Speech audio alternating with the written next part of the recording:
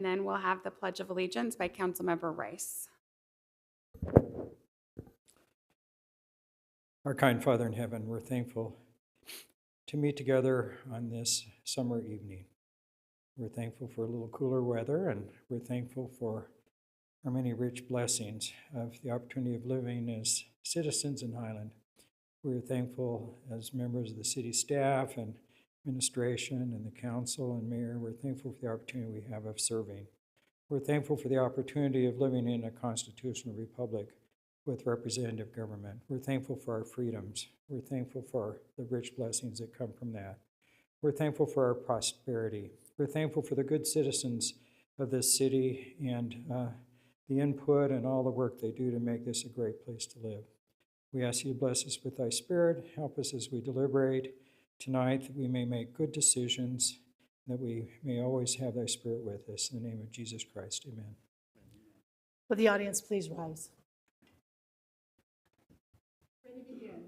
I pledge allegiance to the flag of the United States of America and to the republic for which it stands, one nation under God, indivisible, with liberty and justice for all.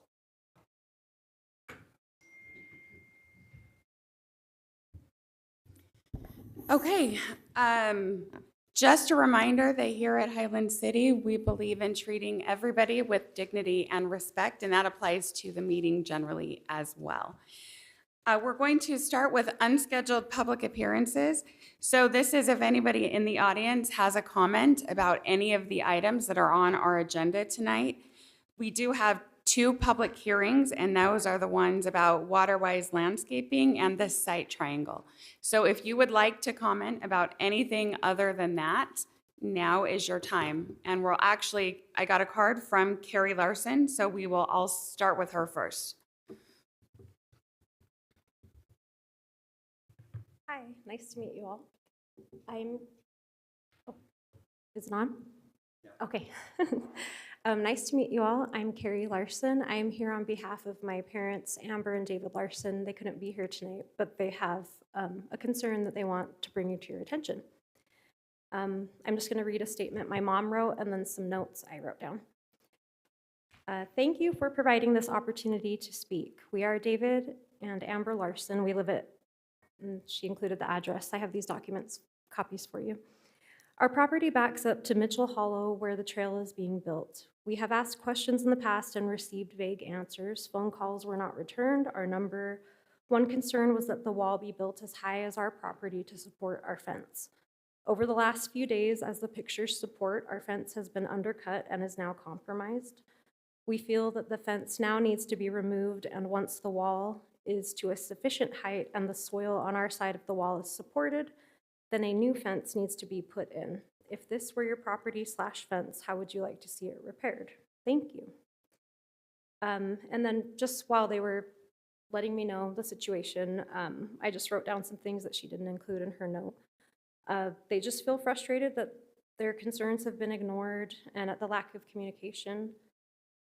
They walked out on the edge of the undercut soil to look down at the trail where their fence is, and they didn't realize at the time that it was severely undercut, so that ground could have given way on them, and they could have fallen and gotten severely injured or died. They're hoping for better safety precautions and communication going forward. They would like to know what the city's plans are to restore the fence, and I'm including my mom's phone number on this document. I have also included images of the state of the situation as of yesterday evening, August 3rd, 2026. I also took a video I'd like to share. If there's an email address I can send it to share the documentation with you. Thank you so much for your time. They asked me to make 6 copies. They thought that might be enough, but. Perfect. If you just want to make sure to leave one with our recorder, and we appreciate you coming. Chris, can you follow up? Okay. All right, let's move on and we can communicate via email. So you can email the whole council all together. The email address is on the website. And this is Chris, our Public Works Director, and he will follow up with you. Thank you. Thanks for coming. Okay, Anybody else who would like to comment about anything else that's on the agenda at all? This is the only chance you will have during this meeting. Unless you're wanting to talk about the site triangle or, what's the other one? Oh, no. Water conservation. Yes, this is open comment. So if you want to comment about anything at all on the agenda. Yes, please. Welcome. Can you just tell us your name? Yeah, my name is Adri Baliff. Okay, I'll go ahead. I am president of Wasatch Wonders Animal Rescue. I recognize a lot of you. We've worked together in the past. For those of us who may not know, we partnered with Highland nearly 4 years ago. We worked with Aaron Wells, good to see you, about getting signage up at Highland Glen Pond about the illegal and cruel abandonment of domestic animals, including ducks. We're grateful for these signs and have seen abandonment incidents go down since they went up. As I'm sure you know, unfortunately, not everybody reads the signs or they choose to ignore the law. There still is occasional abandonment happening. And just yesterday and this morning, ourselves and then along with Chris here with Friends of Highland Glen rescued the remaining 6 domestic ducks. So there's no more domestics there. If you aren't aware, I just wanted to quickly remind that domestic ducks, unlike wild ones, typically can't fly to migrate. They don't have the camouflage to evade predators, and they don't know how to find food on their own. Dumping them isn't a release, it's a slow death sentence. So we'll keep educating and on abandonment and rescue them as often as we can when we have capacity and when we see them. But it would also be wonderful if the city could help remind its citizens through social media, newsletters, that it is cruel and illegal. And we're also happy to help draft something if that saves you some time as well, that you guys can just post online or out in your newsletters. But we're grateful for the partnership with Highland City and hope to continue building on it. Thank you. Thank you. Thank you for everything that you do. Yes. Perfect. Please remind us of your name and we Frank would. T. That's easy for you to say. Frank T's fine. Anyway, I'm back again regarding Highland Glen Park. If you guys go down to the park, there's a sand volleyball court, and I think I mentioned we built that court. And if you notice at the court, there is an actual sign that we posted after we completed the court to give very specific instructions to the people using it. And what I'd like to do is, just 2 days ago, walking back down Highland Glen, both of the docks were just filled with trash. And once again, I was picking it up again, and it's just maddening. So I know you guys got a lot of things to do, and Chris, bless his heart, is just on it every day. But what I would like to propose and offer up is I'd like to create some professional signs at my cost and get your permission to post them in both English and Spanish, and asking people to be responsible, to pick up after yourself, or lose the privilege of fishing, and trying to find a way to tie their fishing permission to their cleaning up. And so I'm happy to do that on my own time, my own resources, but we have got to do something because the park is just needs help, needs more care. And now the animals are involved, and I think we need to do more. And so I'd love to sit with the council, Public Works, find out what they need, but we need to get the word out. You cannot come down to Highland Glen Park and have your way. You've got to take your trash out of here. You got to be more careful. This is our, precious amenity that we have in Highland, and we need to protect it. You're welcome to come down, fish, and even the parents and the kids, don't drop off your kids and not supervise them.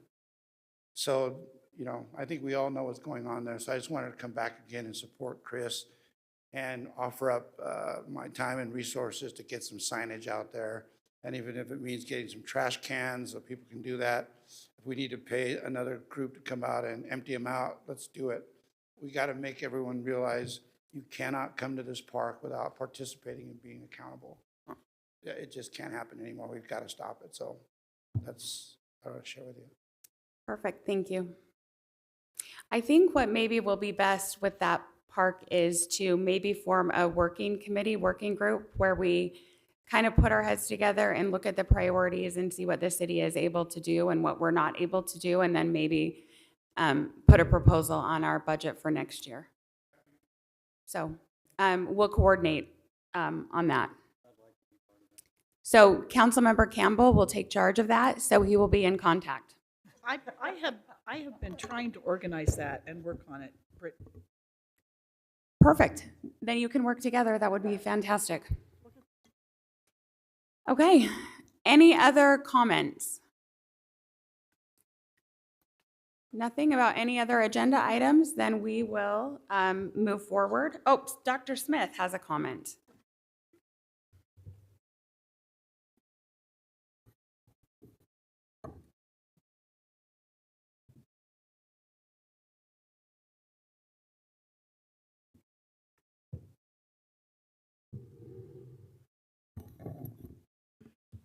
Scott Smith, Highland City.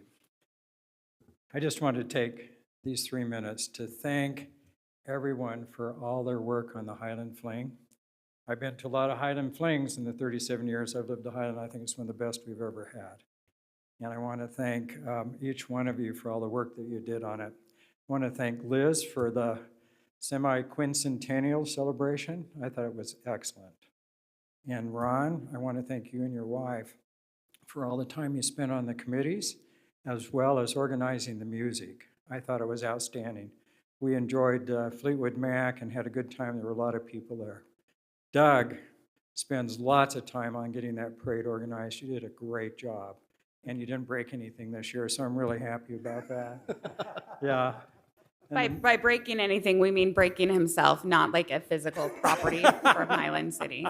Just And to he be had his clear. bullhorn too, which is Yes. good. And the mayor, all the work you did organizing thing in the background, I think you arranged to have King George come and John Adams. I mean, it was great. And I appreciate everything that Kim did with the fish and everything. I think next year we'll get the water a little cooler. But I understand it was phenomenal. And then the staff, I mean, they spent hours and hours and hours. And I was telling Chris when I came in, the thing I was most impressed is the next day we went to church and the Highland Glen Park was pristine. I don't know how they must have spent all night cleaning it up, but it looked really good. I appreciate that. I appreciate all that. And I appreciate Aaron, you were there. The best thing is the booth for the city council didn't have a sign saying city council, so nobody came and talked to us. No, just a few, but that's okay. We should have a sign that says complaints are us. But everybody that participated, and Brooke, certainly, I think she did a wonderful job for especially her first year. And I just recommend that we keep her on and have her keep doing the excellent job. So I just wanted to thank everyone. I think it's one of the best Highland Flings I've been to. And I thought the fireworks show was phenomenal. I mean, we went and enjoyed that. And I said, short of the one in Washington, D.C. on the 4th, I thought it was the best fireworks show I'd been to. So thank you, thank you, thank you. Thank you. I would echo that. It was fantastic, and that America 250 celebration was fantastic. That was such a fun program.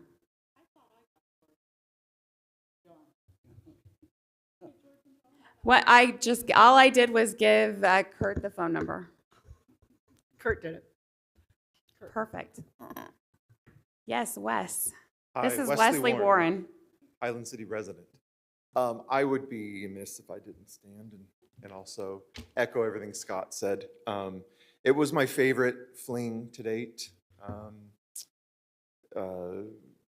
despite present company, you know. I'm just kidding. You guys are amazing. Absolutely amazing. I did want to stand. I've been talking to a few of my neighbors that neighbor whose backyards. A couple of them don't have a backyard directly onto the park, but most of them do. And I saw a couple pictures and went over to a couple backyards and just covered with ash and debris from the fireworks. There were a couple of burnt holes in pool covers, a couple in trampolines. It was just a big bummer. And they're like really cool about it. They weren't like up in arms and ready to come with pitchforks and torches to the city. But I told them I'd just put in a word if no one was able to come today. And I don't know, one of them might reach out and kind of talk about next year what could be done to mitigate it, or I would love to see a drone show instead of fireworks. I know that's a tall order for Highland, but they are objectively cooler than fireworks. But just wanted to say that. And then lastly, I've spent a couple years, involved with the library's, you call that trailer we pull a float, but it's walking in the parade with the library, and usually you kind of feel a little awkward because you're either walking or you're walking and holding a sign, and there's someone great in front of you and a band that's awesome behind you, and everyone's cheering, and the library goes by, and everyone loves the library, but you don't feel like a celebrity. We sure felt like celebrities this year. We couldn't walk more than 5 or 10 feet without people cheering and yelling like, yeah, for the library, and yelling their support. And I don't think I've realized, you have individual conversations about kind of what's going on at the library, and we're trying to make sure that residents are as informed as possible, which is why the truth and taxation process is so amazing, because we truly do want citizens to be informed. But I don't think I realized just how informed they are and how top of mind it is right now. Wayne and I were holding the sign, and we felt like celebrities. I think my head got a little bit bigger after that parade, because it was really cool to receive so much vocal support and cheering for the library. So anyway, that does it for me. Thank you. Thanks, Wes. Anybody else for public comment? No? Okay, we can move along to our presentations. And we have Chris here with Highland Glen Park, and we would love to hear, I think, first your presentation. Do you have a copy of his PowerPoint? Perfect. Welcome, and thank you for all you do. Thank you, guys. Mayor, council, city staff, it's been a journey so far in just the last couple of months, and I will say that Highland Glen Park, and I've said this online, could not be situated in a better place than Highland City, Utah. This council and the city staff are really committed to seeing this park protected and preserved as what I would consider an amenity that other cities don't have, and we see visitors coming to every single week, not only from Highland, but all the surrounding communities, the county, and the state and beyond. My name is Christopher Pagel. I've submitted to each of you privately kind of my bio, but tonight wasn't about me, and I didn't want to take up time. In fact, as I was just telling Councilwoman Rodella, I'd be perfectly fine if nobody knew my name and they just saw the results of what's going on at Highland Glen Park. In the past several months, we've set up social media presence, and I'm pleased to say that we have almost 700 people following our journey with everything that's going on out there. And so what we've done, starting from rescuing ducks, day one kind of led into cleaning up the habitat and preventing them from getting injured. And that turned into opening work orders to get things fixed around the park, and the Parks Department's been super responsive and a good partner in doing that, to getting to know our law enforcement officers and really building relationships with them to proactively educate and enforce at the park. And Lone Peak Police have been a fantastic partner in that journey, and they go way above and beyond what I would expect as a citizen and how they police out there. This presentation we put together, I'm not going to go over this in detail, but this is some of the progress that's been made that you can kind of review offline. But we did want to get into the record of things that have been accomplished just in a matter of weeks out at Highland Glen Park Pond. Some of this was done independently through my private funding. A lot of it was done through the Parks Department, and this really kind of whet the appetite and built a really ambitious set of goals for the park as we move in to the rest of the year and also the next fiscal year for budgeting and planning. So here's kind of a collage of pictures of things that have been going on out of the park over the past couple of months. And here we go. So I kind of split this up into requests that involve no monetary expense that I can foresee. And then we looked at kind of what are operating requests and what are fiscal budgetary requests that would need to be planned for. One of the things is these aeration rings that are in the pond. They had been dysfunctional for quite a long time. The Parks Department procured new pumps for them. I'm pleased to report that they've been replaced. As you know, E. coli and botulism are two serious concerns in this pond every single year. This is arguably the hottest summer on record, and we've not had positive E. coli results at the pond. And I really believe that these aeration pumps and rings, there's 5 of them, in the pond are partially to commend for that positive result in testing. 2 of the aeration rings have been pulled in, we believe, by humans towards the shore on the west pier, and they need to be replaced back out into the middle of the pond where they're more effective and not sitting on top of each other. And it's my understanding that's been reported to Josh Castleberry in the Parks Department. He's working on a plan to resolve that. As well, the lines that feed the air to those aeration rings keep accumulating on the shores, and they're a trip hazard, and they really need to be pulled back out into the water and buried. So we're addressing that. Also, there's about 100-foot or longer, I'm not real good with estimating distances, but there's a float line that used to be in front of the swim beach. Now, when the city put in sand and built the new sandy beach, that's where the majority of people recreate from, and that's where the waterfowl also congregate. So we're looking and have proposed removing the float line that's been in disrepair for some time, and I raised about 1 foot of it out of the water, and it's draped in fishing line and hooks. It's a hazard to humans, and it's a hazard to the waterfowl. This pond does not allow motorized watercraft on it, and we propose that this float line just be removed altogether. It's an eyesore. It's all the floats are in one section, not other sections. The whole thing is just a mess, and it's covered in fishing line and hooks. So we're looking for your support to get that removed. Also, removing the old pebbled concrete water fountains in disrepair along the trails. There are, I believe, 5 newish water fountains around the pond proper and at the restroom facilities, but they're old concrete pebble stanchions throughout the trails.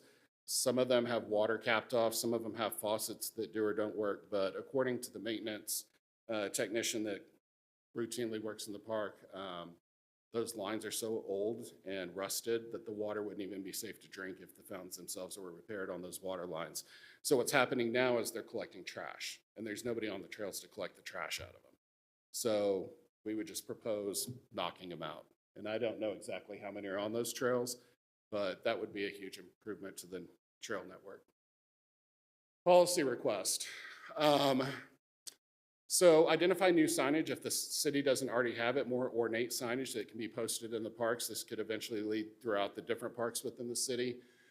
Not intended for legal traffic signs, but for park messaging, and modify the park rules and associated ordinance to ban fishing from the sandy beach. I've talked to you, many of you about this, but this is where individuals are recreating from. This is where the waterfowl do congregate. And what we're seeing is loads of fishing line and hooks on the sandy beach. I've seen a young child step on a triple hook, blood everywhere. I had saline for the ducks in my car, and we got that to him along with some bandaging, but I've ended up with a hook in my shirt that was dangling from a tree. But that whole grassy area where the sandy beaches are, there are 4 signs posted with slip trip hazard signs, as well as don't feed the waterfowl signs. We are advocating to ban fishing from that section of sandy beach for the safety of humans as well as the waterfowl. That would still leave approximately 60% of the pond shores to fish from for the public. So we think that's a good compromise, and we would seek your approval to modify ordinance and get that into the park rules ASAP. Modify the municipal ordinance to define motorized vehicles. I know this was a discussion last council meeting, and I understand that you guys are working on that, so we appreciate that. We're seeing a lot of the mini motorcycles flying up and down, like it's the Daytona 200. I saw a golf cart the other day zooming around, and I've seen ATVs on these trails, and it's unsafe. I've seen bicycle riders actually fall off their bicycles at the stop sign on Knight Ave. And I don't know how many of you guys saw my videos about cars just blowing through that stop sign. It's a real problem. It happens every single day. And so we have some ideas on how to educate and enforce around that in just a few minutes. But I know that the limiting motorized vehicles on those trails is definitely in the best interest of public safety. And then establishing a speed limit. I don't know if there's a speed limit, Chief, within the park. There's not a single speed limit sign, and cars come flying around that blind curve on that descending hill into the park, right up to the playground at 30, 40, 50 miles an hour. And so we're proposing a speed limit be established and signage be placed on the parkway between the park's entrance all the way down to the north lowest parking lot. Lone Peak Police, again, fantastic partners.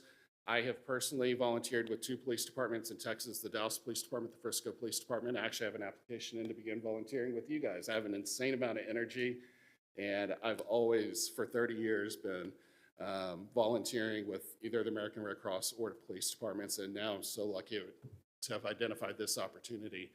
But looking to engage Lone Peak Police Department to increase fishing license checks. We understand from DWR that any state licensed officer can enforce state law, and that includes checking fishing licenses. And our hope is that through education and enforcement, we can limit some of what's going on with the irresponsible fishing practices on the pond without banning it. DWR only has 2 officers situated within all of Utah County, and that extends all the way up into the mountains. Their resources are slim. We understand that's not Lone Peak Police's primary responsibility or duty, but as they have time, that would be greatly appreciated if they could do that. And some of the officers, especially on the morning shift, are already doing this. Monitor for, educate, and cite littering. Same thing with motorized vehicles on trails. Failing to yield to pedestrians or stopping, and citing individuals parked in no parking areas. It's very difficult, especially on weekends. It gets gridlocked down there, and there's no way that if there was a significant emergency like a drowning, that the fire apparatus or police could get down there, turn vehicles around, launch rescue boats, etc. People are just parking every which way down there, and it's an absolute mess. They're actually on the paved road, blocking the roadway to where you have to drive off into the bushes to get around them. So, operating request. The flagpole. We got a flag up on the flagpole for the first time in decades by July 4th, and we are so thankful to you all for that. The second phase estimate met with the owner of Colonial Flag, Paul, this afternoon, about an hour before coming here, and he has provided us an estimate at cost to get the flagpole fully restored and protected for the next 50 years, a paint job on it, which would normally cost anywhere between $3,000 and $4,000, and he's quoted about half of that. So we've sent that over to you all for consideration. So with regards to enforcing the stop and pedestrian, we are actually submitted estimates with the city's vendor for LED lit solar powered stop sign at the Knight Avenue crossing of the trail, as well as pedestrian activated strobe crosswalks on the blind curve of the Parkway Trail. And those are already throughout the city, and we would like to see those implemented as soon as possible. And then finally, this was establishing a marked no parking zone along the fence line on the paved roadway stretch that we've highlighted in yellow here on the left and right. When you cross over basically from the playground restroom going across the Spillway Creek, it narrows down to 1 lane. And when that traffic is parked there, it's very difficult to get past. And so what we are proposing is no parking signage be placed in the highlighted areas and on the back side of the turnaround so that emergency vehicles can get turned around.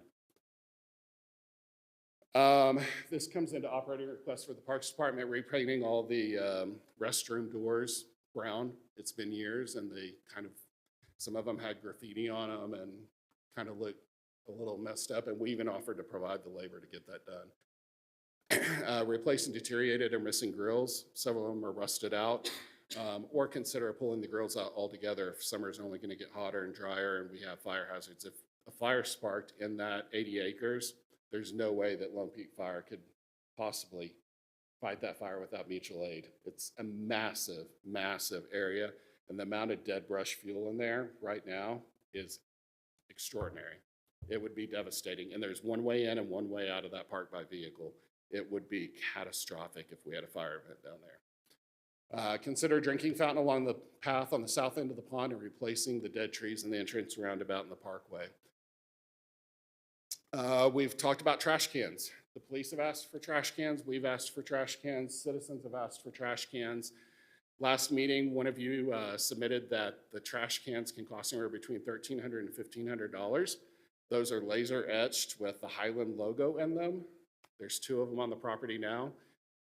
There is an option that's much more affordable. We submit that you don't need Highland trash cans that cost $1,500 when you can get 3 of them for the same price. And one of those already exists at the top parking lot of the trailhead at the restaurant facility. So on Uline, it's about a third of the price. So we would love to see those get installed, because right now I'm out there 7 days a week for 3 hours a morning picking up trash at that park, along with Frank and so many other people that are helping.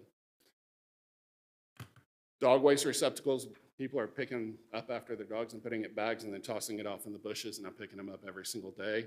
We would propose something like this without bags, because the bags flap in the wind, they get wasted, people steal them to use at home, what have you, but just the receptacles placed around the pond proper, that ring, not out in the trail network, we think would be a huge benefit.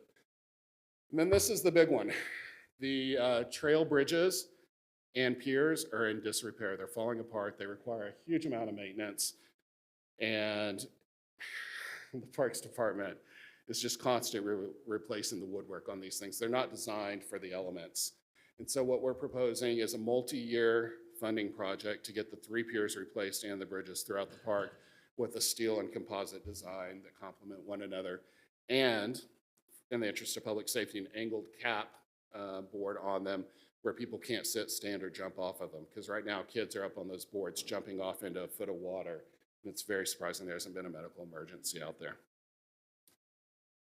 Roadway, parking, drainage. I know I'm running out of time. I'll let you guys look at all this kind of in more detail. But there's been talks with the Parks Department that they're looking at it basically increasing the bandwidth of water that can spill out of the south end of the pond and go back into American Fork. And this would be a capital request to possibly look at some sort of gabion rock cage lining to expand that capacity and prevent flooding over 9th Avenue whenever that water is in heavy flow season. So these are just kind of some ideas. And then the roadway and the parkway, being able to get all of the gravel out there actually paved. It's causing bumblefoot on the ducks. We just took one to a state licensed rehab facility today, and it will likely have to be euthanized. The bumblefoot likely is coming from the gravel. It causes lacerations on the bottom of the feet, which then turns into infection. It's a whole long story, but also for humans, that gravel, a lot of recreators out there are barefoot, and that gravel hurts. But the other thing is to get the pavement and the road actually 2 lanes all the way from the lowest parking lot up to the playground, whereas right now it constricts down to 1 lane. And then finally here, there's one section of trail. Chris, I'm not sure if you're familiar with this. There's a dead end where a trail is paved, and then it just dead ends into the grass. And then that happens at 2 points, and the trail was originally designed to connect from the south end, as you can see on the highlighted line there, to the north end. We estimate that it's probably about 100 yards. And it's the last section of trail that it would take to complete the network of trails at Highland Glen Park. So we would like to see that considered for future fiscal years and paved as well. So this is the small list. It's a living list. And I'm sure as we continue to volunteer out there, we will identify additional projects. None of this is a showstopper. None of it is an absolute emergency, but it's all things for consideration that we've noticed in the past several months. So appreciate your consideration of all this, and available for any questions. I'm in contact with a lot of you, so feel free to reach out. Thank you. Hey, hang on one second. Yep. So first, just want to say thank you. I love everything that you're doing. It's amazing to have volunteers, the both of you. Government moves slow, And so just know that we're doing our best to keep up with that and everything else we have going on. I think it would be helpful if we met as a committee, maybe with council members Campbell and Rice, and maybe compile a monthly list of prioritized requests or something so that we can see them kind of all at once and figure out what's most important and then talk about including it in our budget going forward. Dr. Smith, did you have a question? Yeah, I just want to echo what's been said. We really appreciate all your work, Chris. I've been on the council for a while, and various times we've had starts and stops on this park, a lot of discussion. I've been involved with some of the improvements. We just repaved a lot of the trails and things down there. But one thing I think is important, one, we have a Highland City Foundation where you can raise donations, and actually donations, Frank was involved when we put the volleyball court in. But the neighborhood just to the north, Hidden Oaks, they actually have a fund up there for the park. And I'm willing to talk, and it was always kind of a legal fund because they didn't want a road to go through there and things. But I know there's some money still there. And I'd be willing to contact Mr. Neidiger, who lives just on the north side of the park. And it would be nice to have like, a list of these things or PowerPoint so he could look through, because they may be very interested and always have been interested in improvements we make in the park. So I think we need to engage the neighborhoods around there. I think it's great we've had a committee. I would have liked to have been on the committee since I lived there. But at the same time, I'm more than happy to help in any way. And I would recommend that after the committee meets and they meet with you and Frank and the other volunteers, that we actually have a work session, the city council, maybe this fall, and kind of look at what would be our suggestions to improve this park. Because our focus the last few years has been on the Highland Family Park, which is now completed, also the Spring Creek Park. And so now it's time, I believe, to really focus on some of our other parks, Mitchell Hollow, Beacon Hills, and certainly the Highland Glen. Now, one of the big problems with the Highland Glen Park is it's heavy, and we appreciate you because you're from outside the city and tremendous work you're doing. But I would say 75% of the people that use that park are not Highland residents. 100%. And so there's been a discussion over the past of maybe having a booth and maybe charging an entrance fee, which would be a good way to raise some money for this park. And I think the committee ought to think about that because that's a feasible option. And, especially in the summer months. And some of the other things you really need to look at is parking. Yeah. Okay, because in America, we all have to drive a car. And so, I use the south end of the park a lot because I use those trails down there. And I was going to talk to Chris about a couple ideas I had for there. But I'm more than happy to help work with the committee, everything. I'm happy to contact some of my contacts in Hidden Oaks, and let's get some funding. But the Highland Foundation, if people make donations for the Highland Glen Park, they get a tax deduction. And we've got a very good treasurer that'll take care of that. So that's an option. And so, like I say, there's been starts and stops, but I think we need to look at a lot of things. So I would recommend, Mayor, that after the committee meets, everybody meets, that this fall, we have a work session and talk about this park. It would be a good idea to have a work session so that we can put it on the budget in January. Right. Okay, other comments or questions? If not, I do have something that I wanted to give Chris just to say thank you. I would like to do a new thing at the meetings where we recognize some of our outstanding volunteers. So we appreciate everything that you've done. So if the other council members wanted to join me up front, we would just like to say thank you.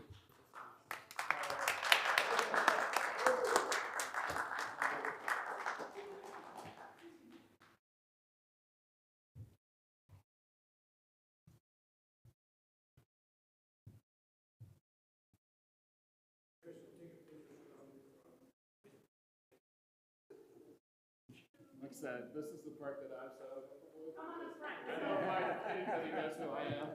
Come on up front, and we just wanted to say thank you for everything that you do.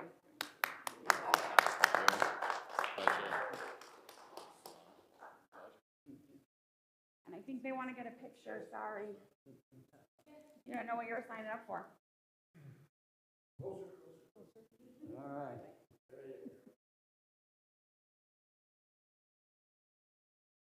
I promise Thank not you. to text you as much. You're good, and I look forward to working with you. Your partnership.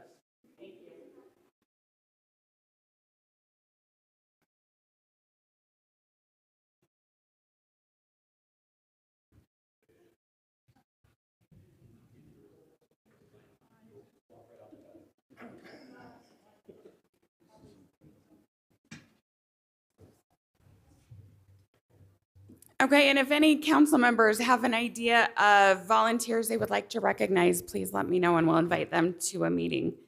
All right, moving on to item 3. This is just a consent item, the approval of meeting minutes from July 7th.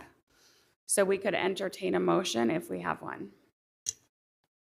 Madam Mayor. Oh, go ahead. No, go ahead. Minutes on July 7th, 2026 be approved, and I think there's more to it than that. Second.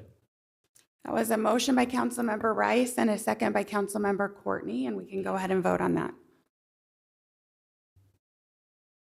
I'm going to have to vote verbally here. My thing shut off here, so.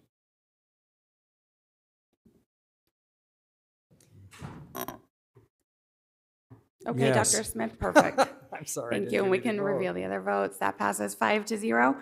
And we are on to our action items. Action item 4A is the Orfel parcel land sale to the Carmen family. And we've talked about this and heard this item before. Thank you, Mayor. We have, as we talked, I'm filling in for Jay. He's on a vacation at the moment, so I don't know why he traded a vacation for presenting these items, but silly him. These, as we discussed when these first came up before the council, with the new state law, we have kind of a two-step process. So we'll first declare these properties as surplus, do some noticing, and then bring it back to the council for final approval. You won't see the final contract. This resolution, assuming that it does get approved for each of these, basically says, go forth and finish off all the contracts and transactions that you need to close out these deals. And Aaron and the mayor will sign and finish all those documents. I'll prepare them and we'll work with the title company. So these will be the last times you see these, though we have many more applications that are wanting to be filed in other parts of the city. So with that, I'll begin with the first one. So this was up in Viewpoint. As you'll recall, this started off as a maintenance agreement application. He wanted to maintain that property there that used to be kind of planned for a trail. Then as staff looked at it, we said, we don't know why we are owning this for a trail when there's a sidewalk there. So we approached him about selling it. He added the additional fee to make it into a sale application, and so we've proceeded with that. This one we don't have a final survey for. We're going to work with him. Either he will do it or we'll do it and tack it onto the price, but that can be wrapped up after this. And this is the slide I have in all of the process.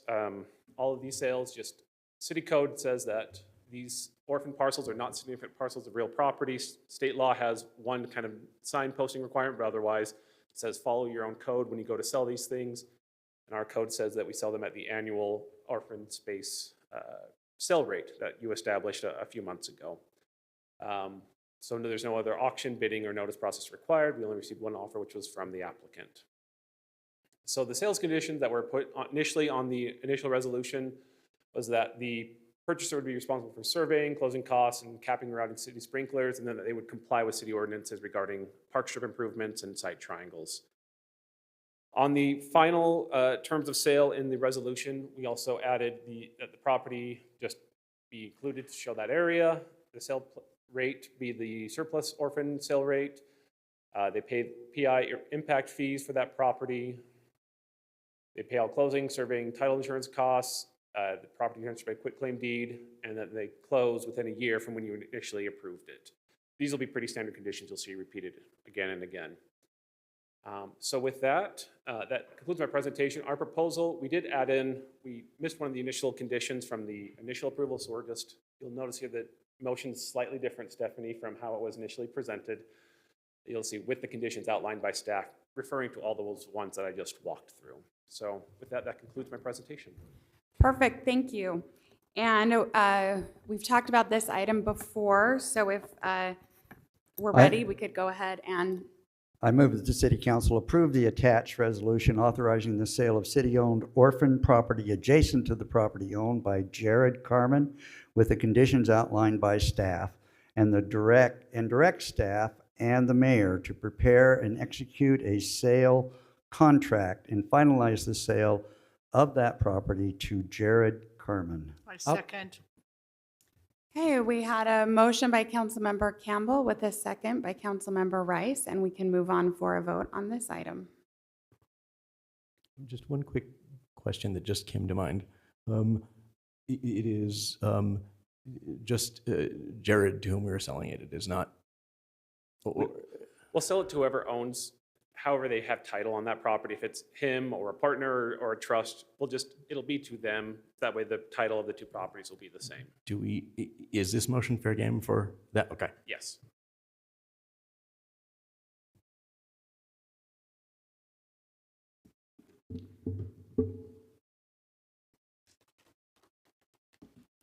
That passes 5-0, and we can move on to item B, which is the sale to Mr. Johansson.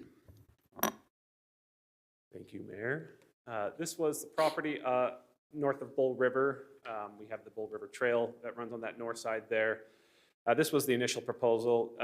The applicant here has actually obtained a survey, so you can see the area there. We measured it out. He's buying about 8.5 feet of width and then the entire length of the property. That maintains that 5-foot buffer from the trail. That was the initial condition of approval. Same procedures as before. Posted the sign. We get a lot of calls now from people who see the signs, but once they realize what we're talking about, we sometimes get new applications, so you'll probably see more and more of these coming in.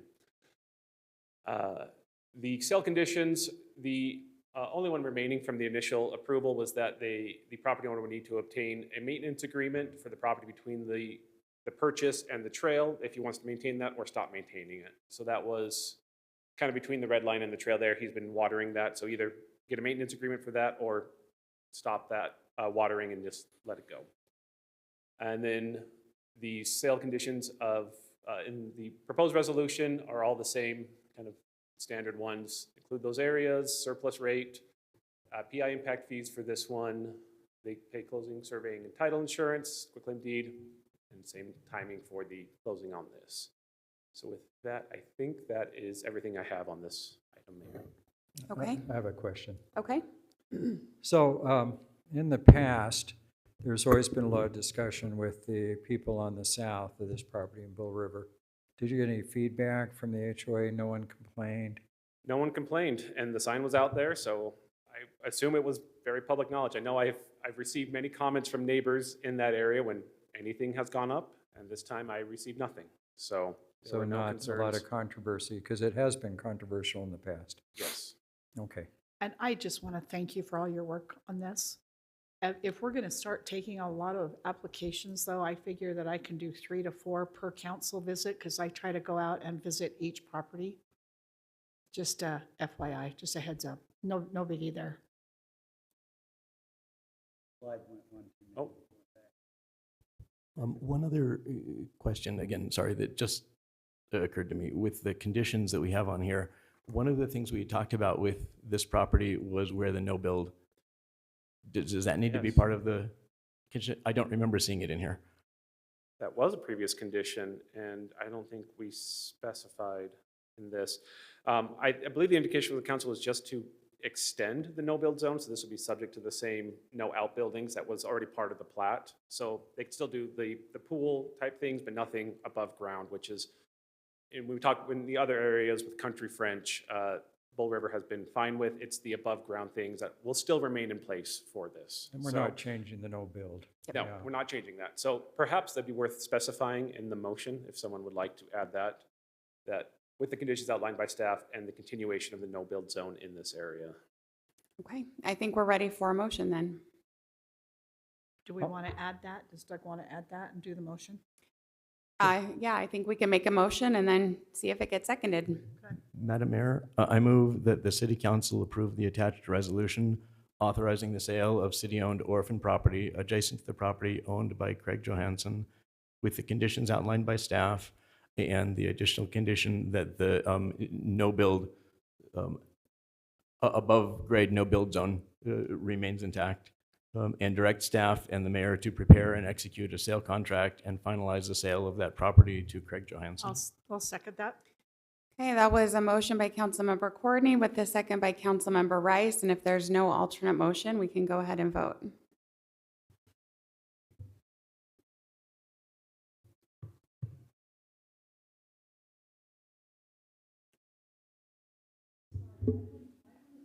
It's okay. Would you like to verbally vote? Nope, you got it. Perfect, thank you. And on to item C, which is also Rob. Thank you. This is the final one of the three. This one is, look it up, Beacon Hills, one that involves 3 non-contiguous parcels of open space. That was kind of the initial thing, and you can see kind of written on there in red, a little hard to see, 1, 2, and 3. This has also been surveyed. So here's the northern, kind of what we referred to previously as the triangle piece, and there's there's a kind of a fire pit in this area, and then a play structure and retaining wall through there. We worked with the surveyor to make sure those aligned up for the benefit of the city and for potential purchaser to, so everyone has what they need in order to maintain what they would like in this area. Again, same process we followed. This one we did receive another offer on the purchase after we posted the notice. I included the letter in the packet. In reviewing that, we didn't believe that it was, as staff looked at it, the offer to purchase the southern 2 portions didn't seem to align with city policy or code, where we don't create new orphan parcels, and this essentially was creating orphan parcels unconnected to the property owners. Typically, we referred to that as city orphan parcels, but I think a similar policy would apply. On the triangle parcel, it does adjoin both properties. The offer was essentially the same, within $4 of each other, and with this, I know in the past we've done lots of different open space sales. We have generally only sold to the properties directly behind. I know we've actually had in the past, like up in Chambéry area, where people have tried to buy kind of next to it, and we've generally said no to that. We only allow it to go back. So for those policies, codes, and reasons, staff has recommended still selling it to Mr. Louder for that. But of course, we include the letter for your reference, and you can consider whatever you'd like with that. The sale conditions from the initial approval was surveying, which has now been done. Approached areas to be purchased, now been completed. They pay the PI impact fee for just the portion that's actually irrigated, which is only the northern triangle area. That's part of the same conditions in this resolution. It's the surplus orphan sale price for this year. That got duplicated. Closing survey and title costs, transfer by quitclaim deed, and then same time frame on that. And so, there was one more condition we wanted just to clarify. There's a few pine trees that have been planted outside of this area being purchased. We just wanted to work with them to get a maintenance agreement to let those stay in place. We didn't have any significant concerns, just kind of wanted to wrap that up as well. So with that, that's the end of my presentation, Mayor. I'll make that motion when it's time, unless people have questions, yeah. Given that we have multiple offers in this case, should either the motion or the resolution include findings as to why we are selecting the one that we have, or is that not necessary? The resolution, as I prepared, I believe, does include multiple findings. I don't know if it's specific. No, it is. It does address that there were other offers, so it goes through that. So I am comfortable with the resolution as presented. There it is. Right, it's already in there. I meant, yeah, perfect. Okay. I'll make that motion. Then I move that the Highland City Council approve the attached resolution authorizing the sale of city-owned orphan property with improvements on them adjacent to the property owned by Rick and Marion Louder, with the conditions outlined by staff and direct staff and the mayor to prepare and execute a sale contract and finalize the sale of that property to Rick and Marion Louder. I'll second that. That was Councilmember Smith and Councilmember Rice, and we can go ahead and take a vote on this item.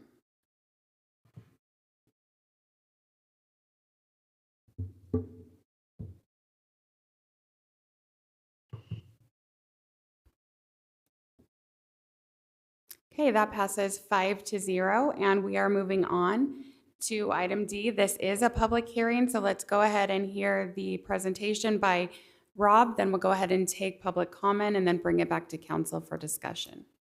Thank you, Mayor.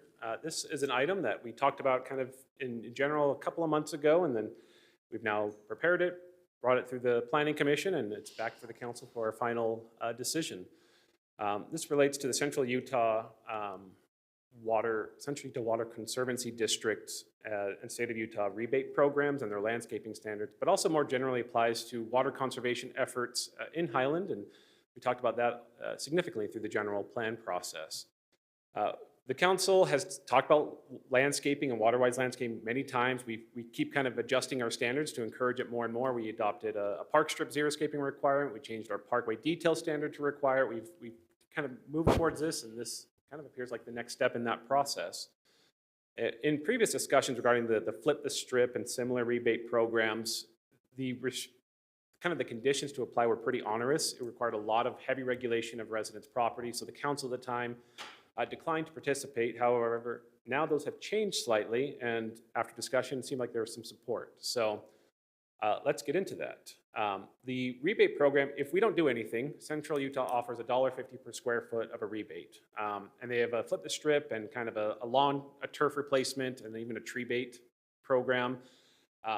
But that rebate doubles if you actually adopt and enforce these standards as the city. So these standards generally are designed to prohibit non-functional lawn and then encouraging water-wise methods for new development. So new residential, new non-residential, commercial, institutional are required to follow these, and then these rebate programs help existing properties convert to it and helps kind of offset the cost of doing that. I included the information provided by Central Utah regarding these programs in the packet. The biggest issue is just, are the burden of additional regulation worth the benefits to water conservation and to residents? Planning Commission voted in favor of this, but ultimately it is the council's decision. So the proposed amendments, you'll see a lot of them in the code. A lot of those are just changing a few words, make sure we're all pointing to the same code. And when we do this, and there's a lot of zones, that means there's a lot of pages of just saying, and here's the new landscape standards. Updated park strip regulations, added a parkway detail regulation, just so we had something in our code that really directly addressed that. Some new driveway regulations to not create runoff onto adjacent property. And then here's the big amendments. Oh, no, sorry. These are the definitions I added. Tweaked the definition of landscaping, added definitions for park strip and parkway details. And then I tweaked the definition of xeriscape. That was the previous definition in city's code.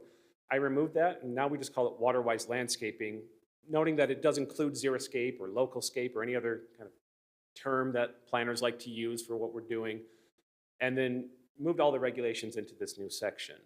And so here's the new regulations. These are what's required to participate fully in that rebate program. There's no lawn in areas smaller than 8 feet wide.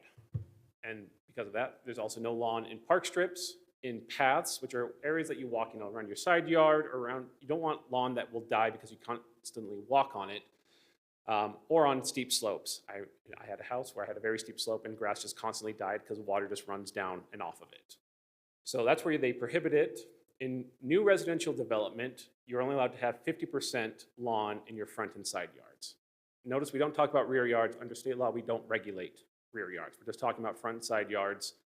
So it's 50% lawn. For non-residential development, no more than 20% lawn. Xeriscape is not permitted. Very specifically, you're not allowed to just put a gravel rock down and that's it. It's supposed to be covered with at least 25% of it with plants that eventually grow to cover half of it with living material. The goal is to both avoid too much lawn and too much non-lawn so that you create heat issues with that kind of landscaping. And with these adoptions, we're going to start both enforcement and education, more heavily on the education, but a bit of an enforcement through new building permits, particularly with the new planner technician that we are in the process of hiring. So I just wanted to bring some examples. We haven't adopted these standards, but more and more I am seeing from new development that people are implementing this voluntarily. So this is a residence. They, except for the park strip, already meets all of the requirements that we would have for this. Another residence, very similar. You see little bits of lawn in certain areas, but they're larger areas that you can use for congregating, activity. The rest of it's xeriscaped or paths, well manicured. In commercial, this is across the street, the car wash and the dentist office over there. You'll see they've already removed most of their lawn and replaced it with xeriscaping with plants and trees, which is exactly what we would hope new commercial will do. And this was our brand new vet clinic. And again, I got very detailed because I had to plan for them. And everything they did was exactly what we would require under these new standards. So these are not standards that are impossible to meet. That's what I was worried about when looking at this. I wanted to make sure these are things that people wanted to do, that were attractive, and that actually worked. And from what I can tell, they do. One other change was to limit impervious materials, so materials that water can't go through, so asphalt, concrete, pavers, that kind of thing, though if you space out your pavers, it's not, to 25% of landscaped areas. We wanted to avoid, we've had a couple of issues dealing with landscapes that aren't really landscapes. You have a lot of concrete or asphalt. You want to limit that so we have nice paths and walls, but not just a concrete front yard. This isn't required for the program, but I think it helps accomplish the goals of the program and helps avoid some landscaping issues. The Planning Commission reviewed this, had a public hearing, didn't receive any comments, and voted to recommend approval with that 25 limit on impervious materials in landscaped areas. In our review, this is a legislative decision. You have discretion to decide anything you'd like about this, approve, deny, or condition it. We believe that the recommended amendments do reflect the water conservation standards of Central Utah and the goals of our general plan as well. There's one minor tweak, just to clarify. This was something raised by Councilmember Courtney. With the drainage requirements for driveways, we just want to make sure you don't drain onto adjacent property without authorization. We do expect driveways to run off into the street. We plan for that. That's fine. It's just when people start draining their property onto their neighbor's property that we sometimes have issues. So with that, I think that's the one clarification. So that ends my presentation, Mayor. Thank you. Let's go ahead and open public comment.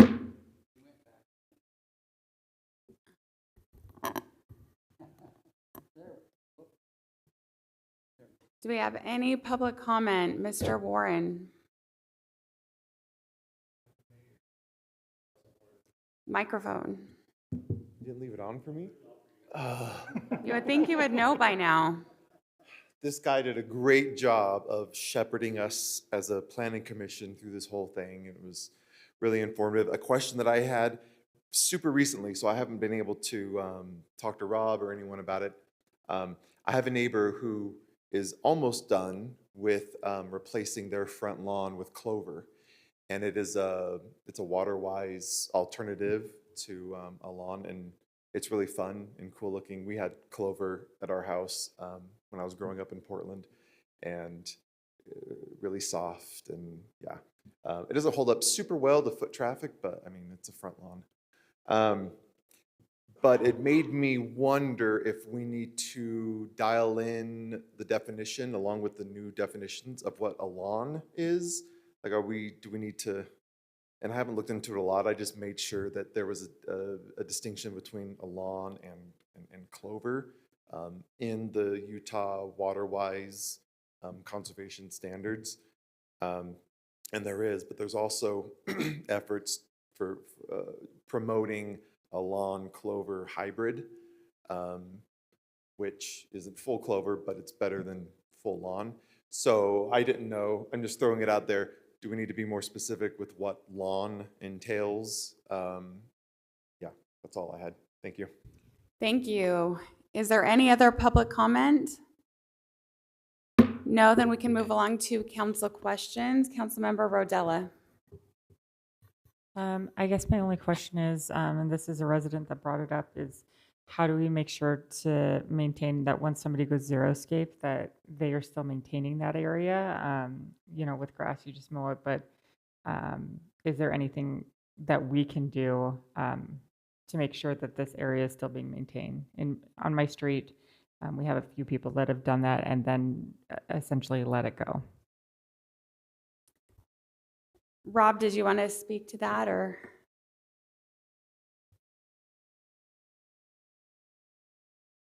It's a very good question because xeriscaping does require essentially just as much maintenance as a good lawn, but just a different kind. The only real way we have in maintaining or enforcing is our normal kind of weed abatement programs, where if things get very unsightly, we'll go out and say, hey, you need to work on trimming up your weeds, clearing them out. I can try to think on if there's a better mechanism we have. I'd have to think on that a little bit better. That's a very good question. You want to think now or later? How long of an awkward silence do you want?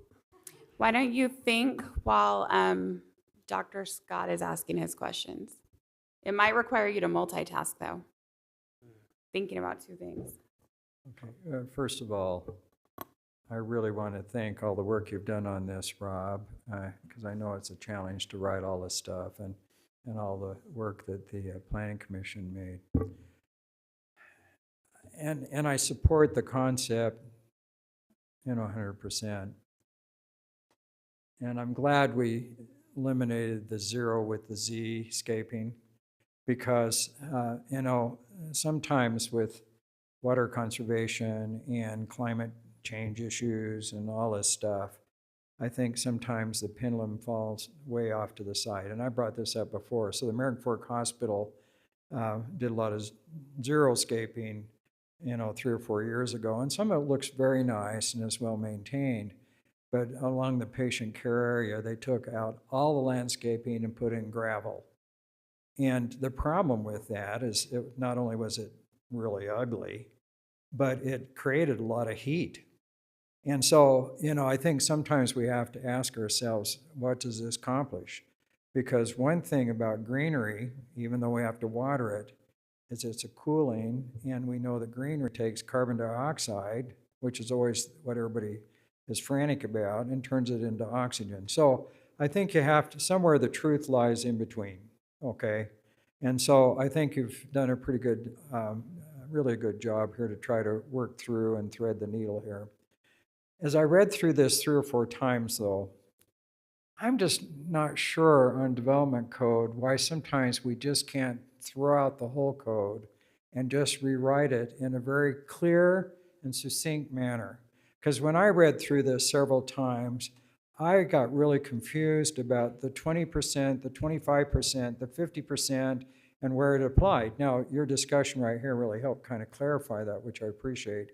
But I think if I had to read through, and we're going to change and get rid of all the redlining and all that other stuff, it just seems that sometimes it would be nice if we just wrote the code and wrote it, tried to kind of create a really simple, succinct, easily understood code. Because sometimes I think we try to cover every possible thing that could happen, and I think it gets confusing. So when I was reading through it the 3rd or 4th time, trying to figure out all the percentages, see if I could keep it straight, it reminded me of years ago when I was studying for a physics test. And even though I read the material 7 or 8 times, I really studied it hard, I still didn't quite understand what was going on. So I don't know if that makes sense, but I know after, if we pass this, which I'd be surprised if we didn't, but I just think we need to really make the code as simple so that when people read it, they can understand it. You see what I mean? Because the bottom line, we've got 2 or 3 issues here. We've got flip the strip, and so there's funds that do that, and we're talking about how you can do that. And the flip the strip actually is what all new development will require, right? I mean, and there's other people that can flip the strip, make the $3 per square foot from these agencies or more. Then you have the issue, and this is where we ran into trouble 3 or 4 years ago, is when we kind of dictate with these new developments that you can only have 50% of lawn in the front and on the side. Now, people are already doing that, and the new landscaping things, which are very lovely in many ways, already are addressing this. But I guess the question is, and I want to ask you, but if somebody decides to tear out their landscaping and does 50% lawn in front and back, can they apply for the money from Central Utah Project because it's a pre-existing project, kind of like the flip the strip? Yes, you should be able to. One thing I'll just warn council, and so you can tell everyone else, you have to apply for the program while your grass is alive. You have to have them come out, check that your lawn is alive and living, because they're not paying you to tear out dead grass. They're paying you to replace living grass and irrigation systems with these new standards. So for all existing, they will be able to take advantage of this. I would just say, reach out to Central Utah and start the process, have them come out and look, work with them to develop a plan, and then they give you a year to implement that plan. And they'll come back at the end and check it and say, great, you've got this amount of lawn, that's perfect, you've torn out all of this, you have the right kind of plants, it's the right size, and then you can get that $3 a square foot. So yes, it will apply to existing homes. If they go through the process. If they go through the process. So I think it's really important that we set up some sort of education. And again, I would plead that we kind of, when we write up the final code, that it's readable and understandable, because when I went through it, I was really confused. And I think one of the confusing things for me is saying that they're recommending, in Central Utah Project, they came and talked to us. So in the rock and stuff that you put in there, you want 25% living. But then it talks about it can be 50% or expand to 50%. And I think we need to clarify what that means. And so the other thing is a word like impervious in a code, I don't think a lot of people understand what that means. I had to go to the Oxford Dictionary and look up, it just means it's not penetrable to water. And I mean, it's a word I know, but I thought it's not real clear. So then we need to define, I think, what are acceptable plants to put in these water conservation areas, or whatever we want to call them, water saving. And we need to define examples, and then we need to define what's impervious. So to me, what's impervious is cement and asphalt, because paving stones, unless the new ones now where they put a little cement liner to them, really leak water and grow weeds in between them. And so rocks, it's like it was brought up by Councilwoman Rodella, you put zero-scaping rocks in there and you've got weeds growing up through it. So I think we just need to kind of clarify what that means, because we don't want people, 25%, I guess you can put in asphalt or cement, but does that also mean rocks, big rocks? Does it also mean paving stones with that where you can't get weeds to come up? So I guess I'm asking for more clarification and definitions for the citizens, because the more I read this, the more questions I had. And how do you know if it's exactly 25% or 50% or 20%? Who decides that? Yeah.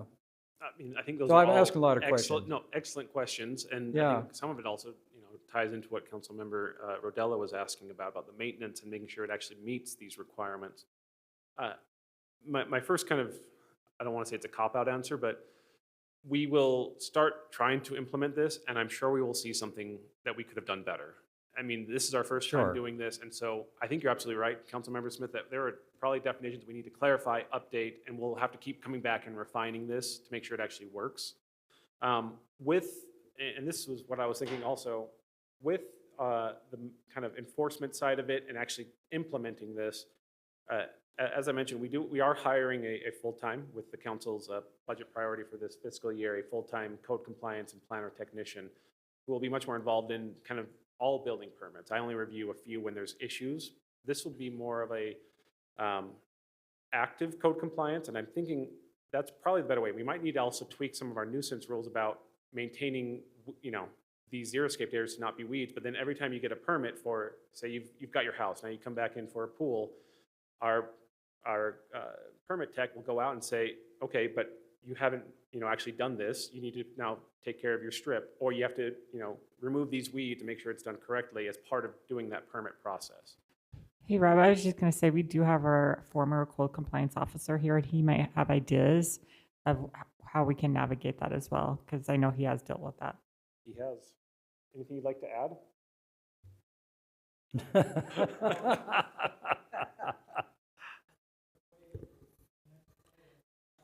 And I'll say, actually, Brent is technically still current, so he has pinch hit for us a number of times when we're in between code compliance, and he is currently pinch hitting again for us, so. Thank you. We appreciate it. Thank you.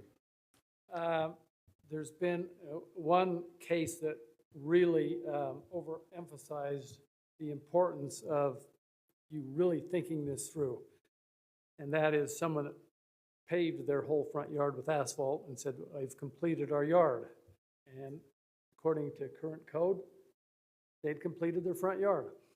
So I think making it clear is very important, as mentioned, so that nobody can say, I didn't understand, or they misconstrue it, or whatever, so that it is clear to the layman that I get it.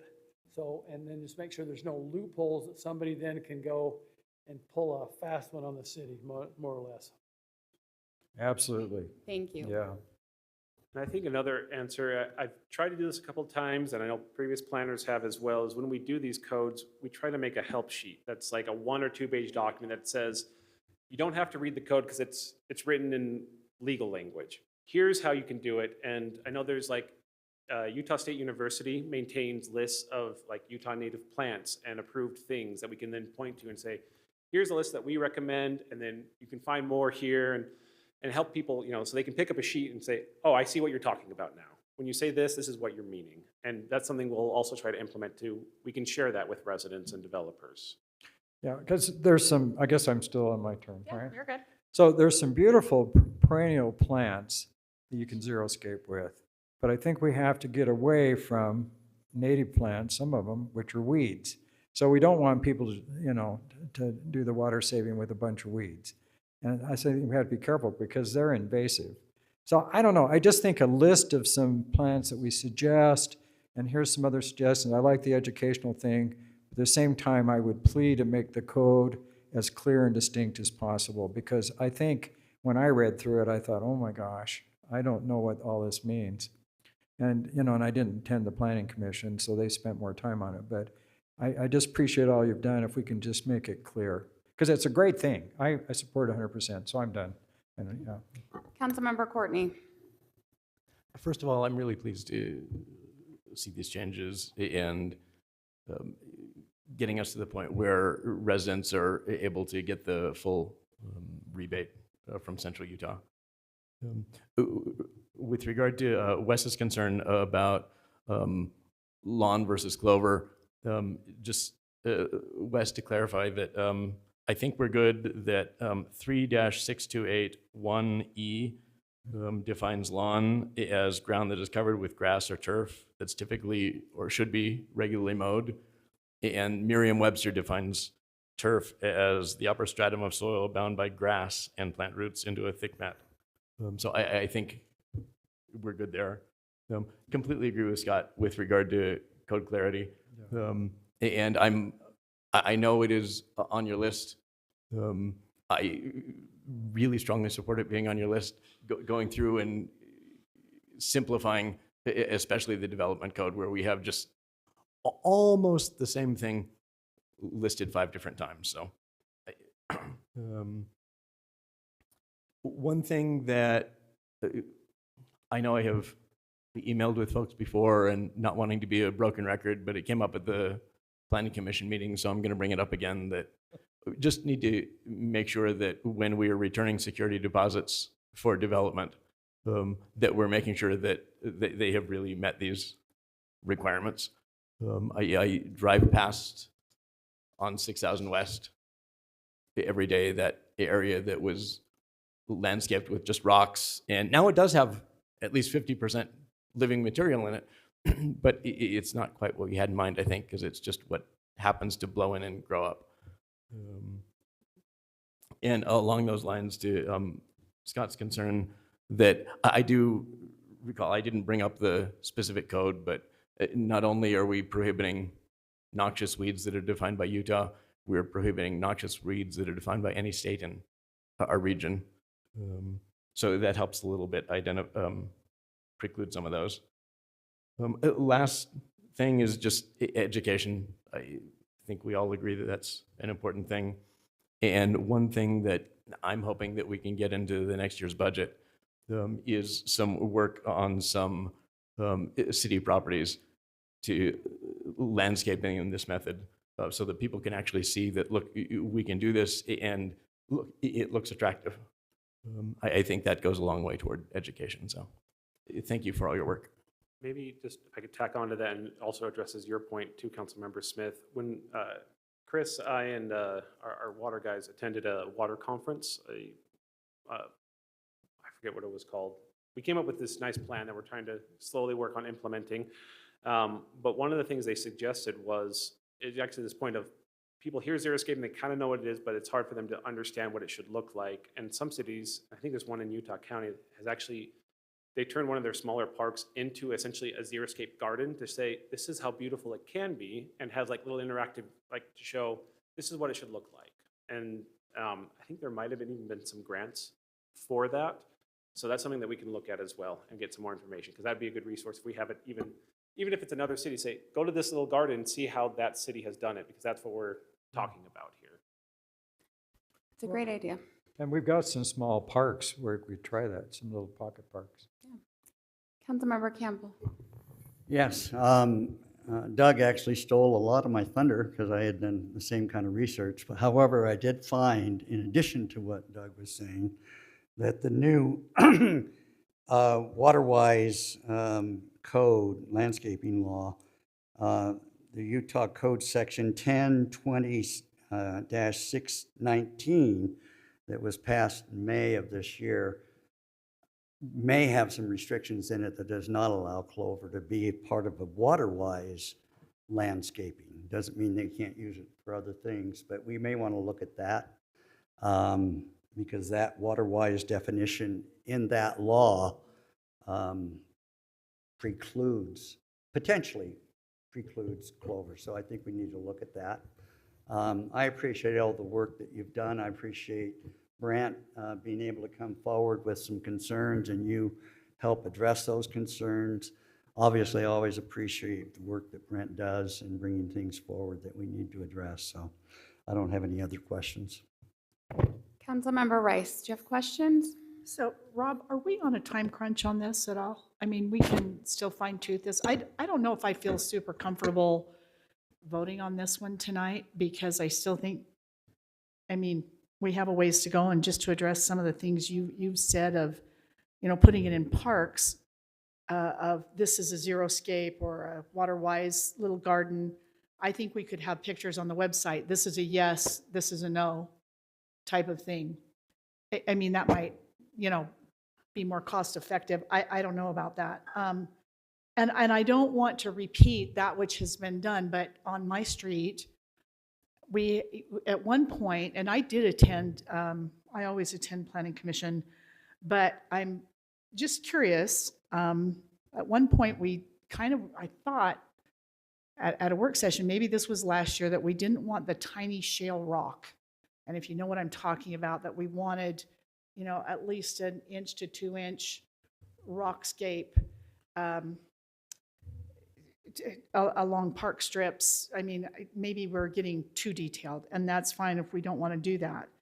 But I'm concerned about the maintenance on those too. If it's done right with, you know, certain steps, like I call it the black tarp put down.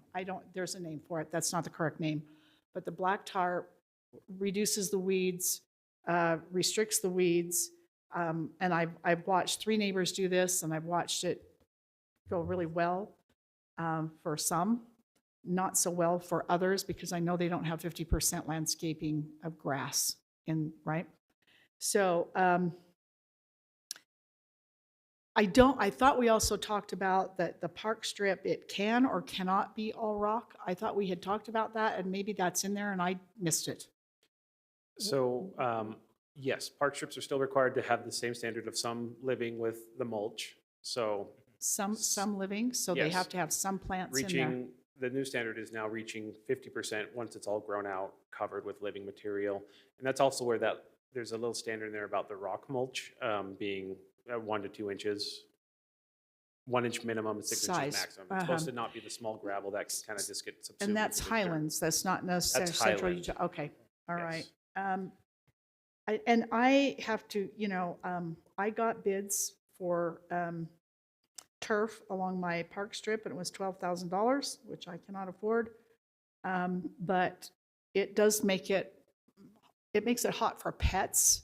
It does smell, you know, because that's usually, love the pets, but that's sometimes where people walking their dogs will end up on. So I think we need, you know, some cautionary tales here of what to do. I'm still working on my park strip because I feel that's where I lose most of my water. I've said that before. I kind of have an issue with clover. I'm just going to tell you. I know a little bit about clover, and I know Wes said it was, you know, a hybrid clover, but it attracts a lot of bees and has a lot of nitrogen, ton of nitrogen in clover. So, and don't ask me how I know that. I spent some PhD hours at the University of Virginia and learned some of that. But I'm kind of concerned with some of the things. I mean, I hate to get too detailed. I hate to tell people what to do, but it just going back to having a front yard that's that you can't the water can't penetrate into asphalt. Well, I guess if it gets cracks, it can. So to me, that is not acceptable. But I just think we need a little more, a little more narrowing.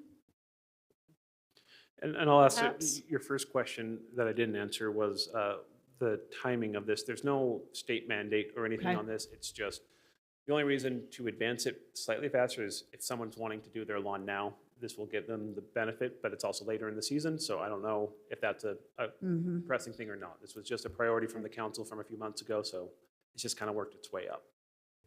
So my only real suggestion, and it does make it much hotter. I mean, when we go to this and we take out our trees and we take out our grass, we're already burning up. I got to spend a week and a half in Park City, and I was grateful for a 10-degree difference, but we, are really, really warm, and making it warmer with less grass kind of worries me a little bit. So I don't know if, I just would feel a little bit better having maybe a little more direction on this, or more specification. I don't feel comfortable voting on this tonight. That's all. So, Madam Okay, Mayor. I think the question is there support for this generally? And then after that, the question would be, do you want to vote on it tonight or bring it back? So I guess generally, Kim, this idea, do you support it enough to continue working on it or no? Yes, I support it. I'm ready to vote on it tonight. I think we're at the point within water conservation that this is already being done. I've been looking over this website and actually applied for the program just to see how it works. The rules are really simple, the outline is simple, and I think we just need to integrate those expectations into our code and also onto our website as well, to make sure that's clear. I do want something in there, Rob. I don't know if that's possible, just about maintenance and making sure that that the xeriscape is being maintained how we want it to be maintained. Correct, Rob? We could. It's code. I mean, the reason I'm here is because I keep writing new codes for you to codes. adopt. Dr. Smith, general support, and are you ready tonight? Well, yeah, I generally support this. I think there's a lot of good things. I guess I just want to reiterate what I said before. I just like to have things as clear as we can make them for the citizens. And certainly, Councilwoman Rodell has just shown me all the information from the Central Utah Water Project, which delineates some different things. So I basically can support it, but I also share the concerns of Councilwoman Rice, because there are a lot of little specifics, and I brought that fact up. I think you really have to be careful, again, creating so much heat reflecting surface to save water, because in the end it doesn't save water. It makes things hotter and we use more. So I don't know. I don't think there's an exact way we can make this perfect. I could vote for this tonight, I think, with some amendments on maintenance and the fact that we can continue to kind of tweak and make this better. Because I think we really are going to have to, this is going to be a learning curve. We all support this concept, water conservation, yes and yes, but there's always ramifications for what we decide to do a lot of times. So I think it's going to take some education, not only for us, but for the citizens. So that's where I'm at. Councilmember Courtney, do you support this generally, and would you be ready to vote tonight? I absolutely support it generally. Personally, I am ready to vote on it tonight, although given that Councilmember Rice has significant concerns about that, and it sounds like Scott would kind of prefer to make some changes before we approve it, I would very much support continuing it. Okay, Councilmember Campbell? I'm ready to support it. I support it fully, and I'm ready to vote on it tonight. I think any of the concerns that we have, this is a fluid document. It's not like he's not constantly making changes for us. So we can go ahead and vote on this and get it started, because it impacts people. Our residents are ready. I'm ready, to be honest with you, so maybe I should recuse myself because I want to flip my strip and I want $3 to do it. And if we don't pass this tonight, I'm not going to get it. So I really hope that we can get this moving forward.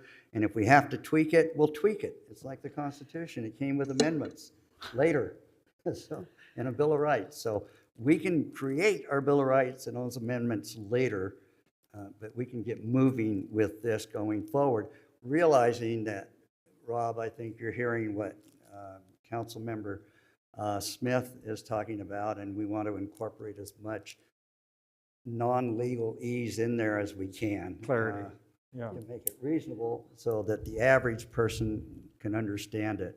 But I fully support it and I'm ready to vote on it tonight. It would be good to let people start making their landscaping plans before fall starts. Councilmember Rice, yes. And I agree with that. It's just a couple of things, Mr. Campbell, is that the Constitution isn't easily changed. I think sometimes when we jump in and change our code so readily and easily, it looks like we're changing it for one person.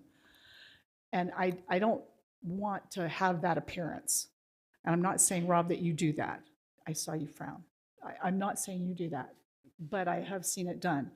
So I would go along with this. That's fine, but I don't think we've got it nailed down. Okay, that being said, we're ready for a motion. We can see where it goes. I move the City Council adopt the ordinance amending the development code regarding landscaping standards, including the change recommended by staff regarding authorized runoff.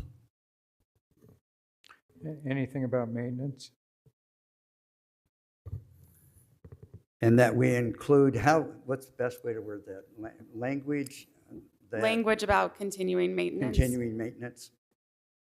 To include language to assure continuing maintenance.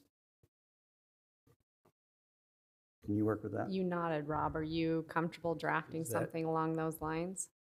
Or would you rather? I'm always comfortable drafting it, but if you would like to see the language before you approve it, you would have to wait a little bit, either tonight or into another meeting. So I'm happy to try to work on it a little bit, but. And is it better to vote, or does it not matter whether you vote to approve it and then bring back amendments so that people can get going, or does it not matter? We could even. Pass it with stipulations, I would think. Yeah. Well, I'm trying to think. I think it would be fine for you to pass it, but include with the motion that this item, that we essentially add on another provision regarding maintenance in a future meeting. I don't think I'd have to bring that back through planning commissions because it's part of the same thing. Yes, yes, that sounds good. Okay, Stephanie, do you have that, or would you like Councilmember Campbell to repeat it?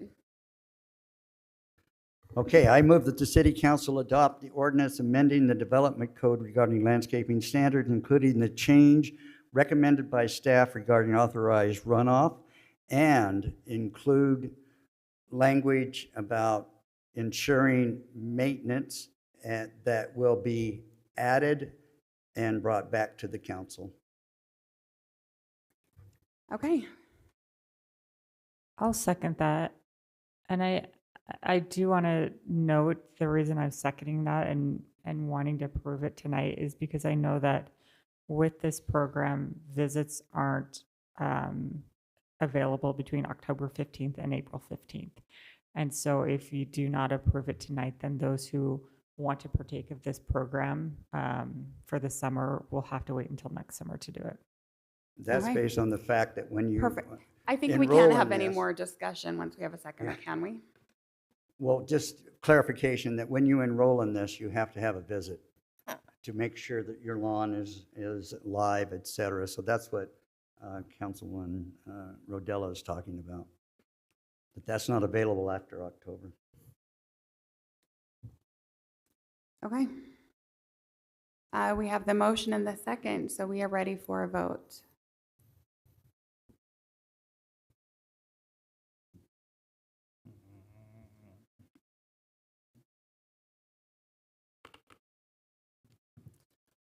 Madam Mayor, I vote yes. Okay. That was Stephanie. Councilmember Courtney voted yes, and that's 5-0.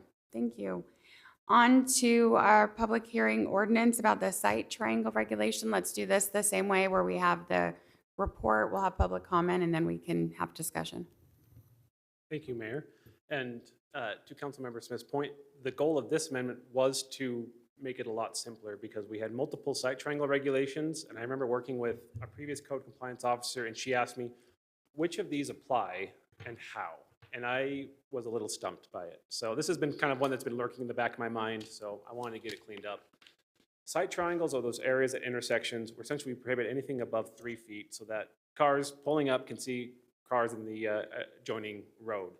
And a couple of years ago, we did a big subdivision update, and we updated all our standards. We updated our site triangle standards. We just didn't put those into our code as well. The engineering was on top of it, and I didn't put it into the code as part of it. So just trying to catch up on that. So this is the site triangle. We already have a diagram. This is what we're talking about. We measure essentially the imaginary point where the roads intersect, and you go 40 feet out, draw a triangle through that, and in that area, it's mostly park strip, but there's a little bit of private property that will be involved, nothing over 3 feet.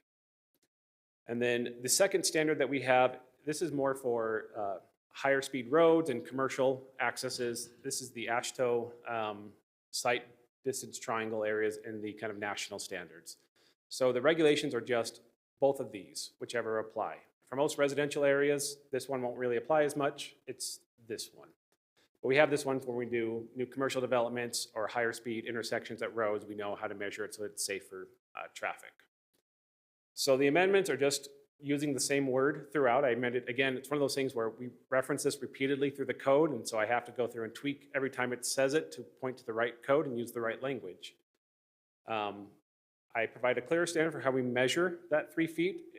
We talked about different options, and one of the kind of cleanest was to say we measure from sidewalk, because it's pretty easy for someone to drop a stake on the sidewalk, put a tape measure and know that's 3 feet, put another on the other side, and put a string through it, and you know where you're talking about. If there is no sidewalk, we'll measure from road surface. So most of those are in the less improved areas where we haven't finished off the road, so they can measure from there. Fire hydrant clearance, you're not supposed to have anything within 3 feet of a fire hydrant. The adjacent property owner is supposed to maintain these triangles. And then we removed a bunch of old standards and language. There was some language in the original code about a 14-foot driveway. It said nothing within 14 feet, didn't make it a triangle, it was unclear.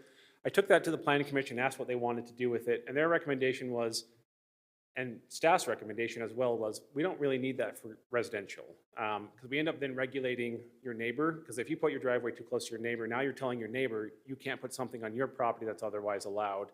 And we haven't really seen a big problem with residential driveways.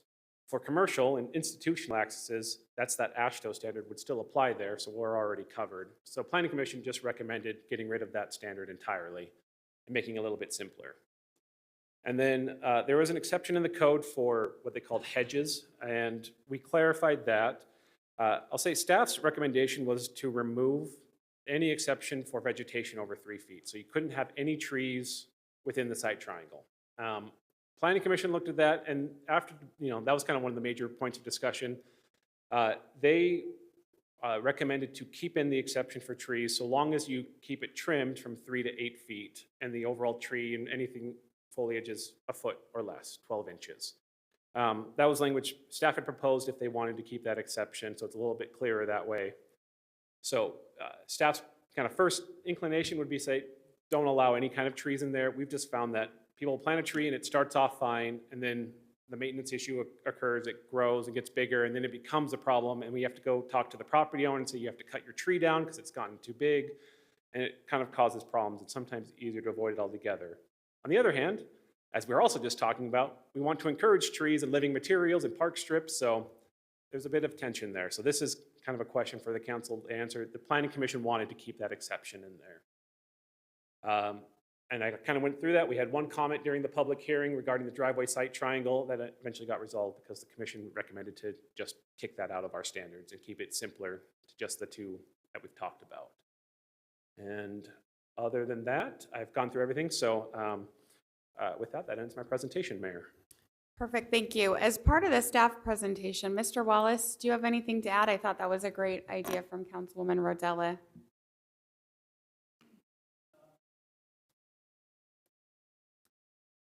this is one of the most contentious items that I've dealt with people when I tell them that they have to prune significantly or cut down trees.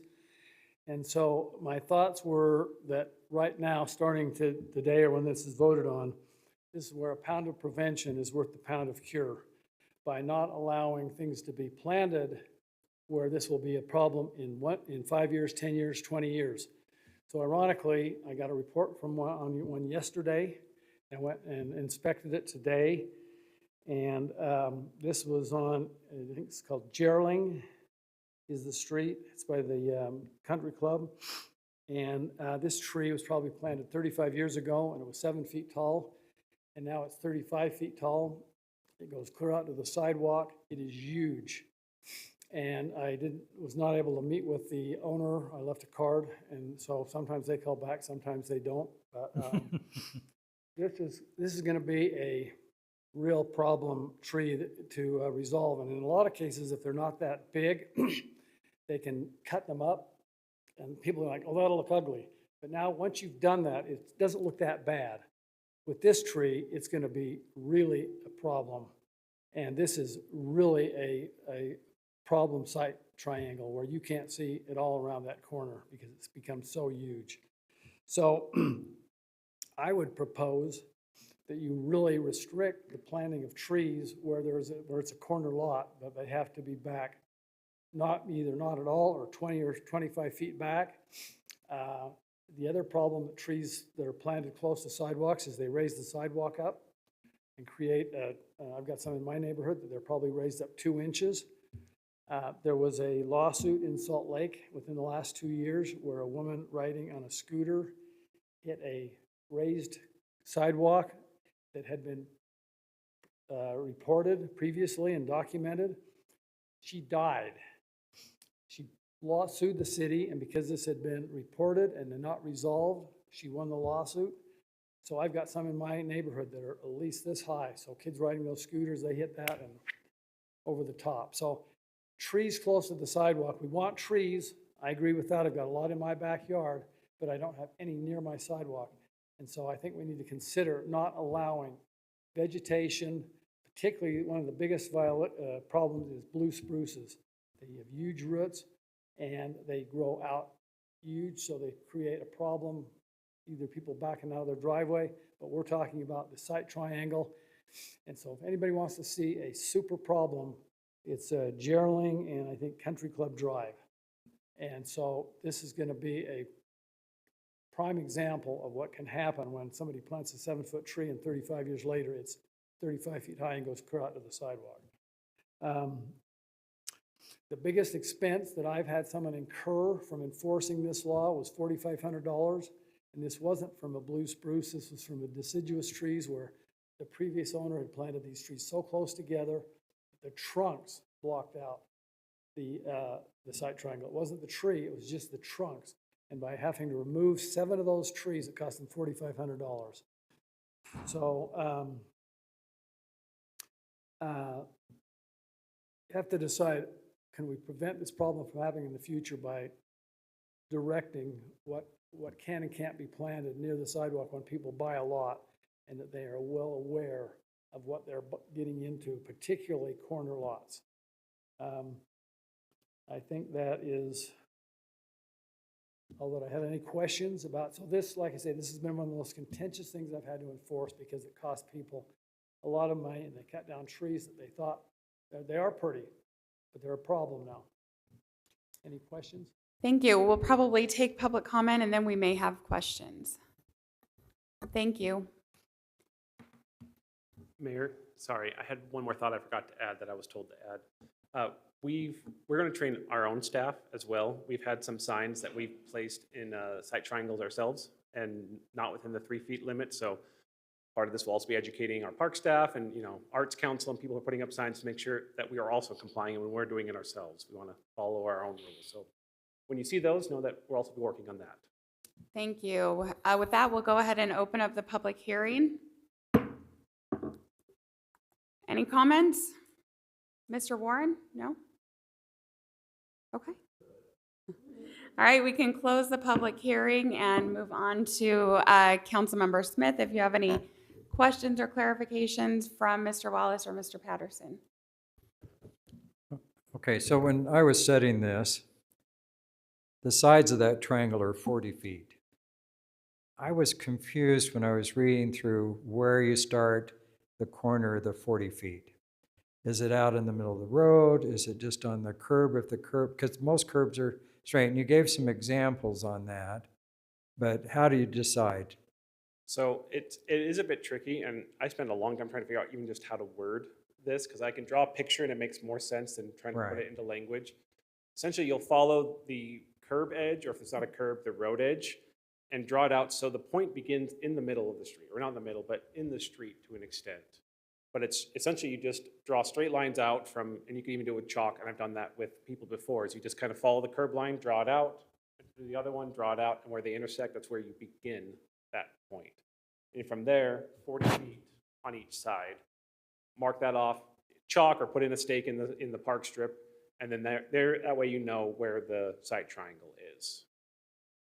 It's Okay. one of those it's kind of counterintuitive. It's one of those, I think our code compliance officers have gone out and actually helped people measure it out so they understand, because it's not the most intuitive way of measuring a triangle. Yeah, and the problem in Highlands, we have a lot of these corners that don't have curb. Yes. And so then, I mean, and you gave some explanation in the report about how you determine that. So I guess I just like that clarified, because it might be, I don't know, at some point we may want to systematically go through the city and mark some of these to help people understand. And I mean, that'd be a very big labor, but I think people don't understand it. So we have a site corner in my neighborhood on a lot that I keep complaining about. And the problem is they have tall trees in that site triangle, but the other problem is, and I think this has got to happen in not just my neighborhood, but there are cars parked in the site triangle. Now, I know that's under other ordinances and different things, but that's really dangerous because you can't see not only beyond the trees and the vegetation, but the cars that are parked there.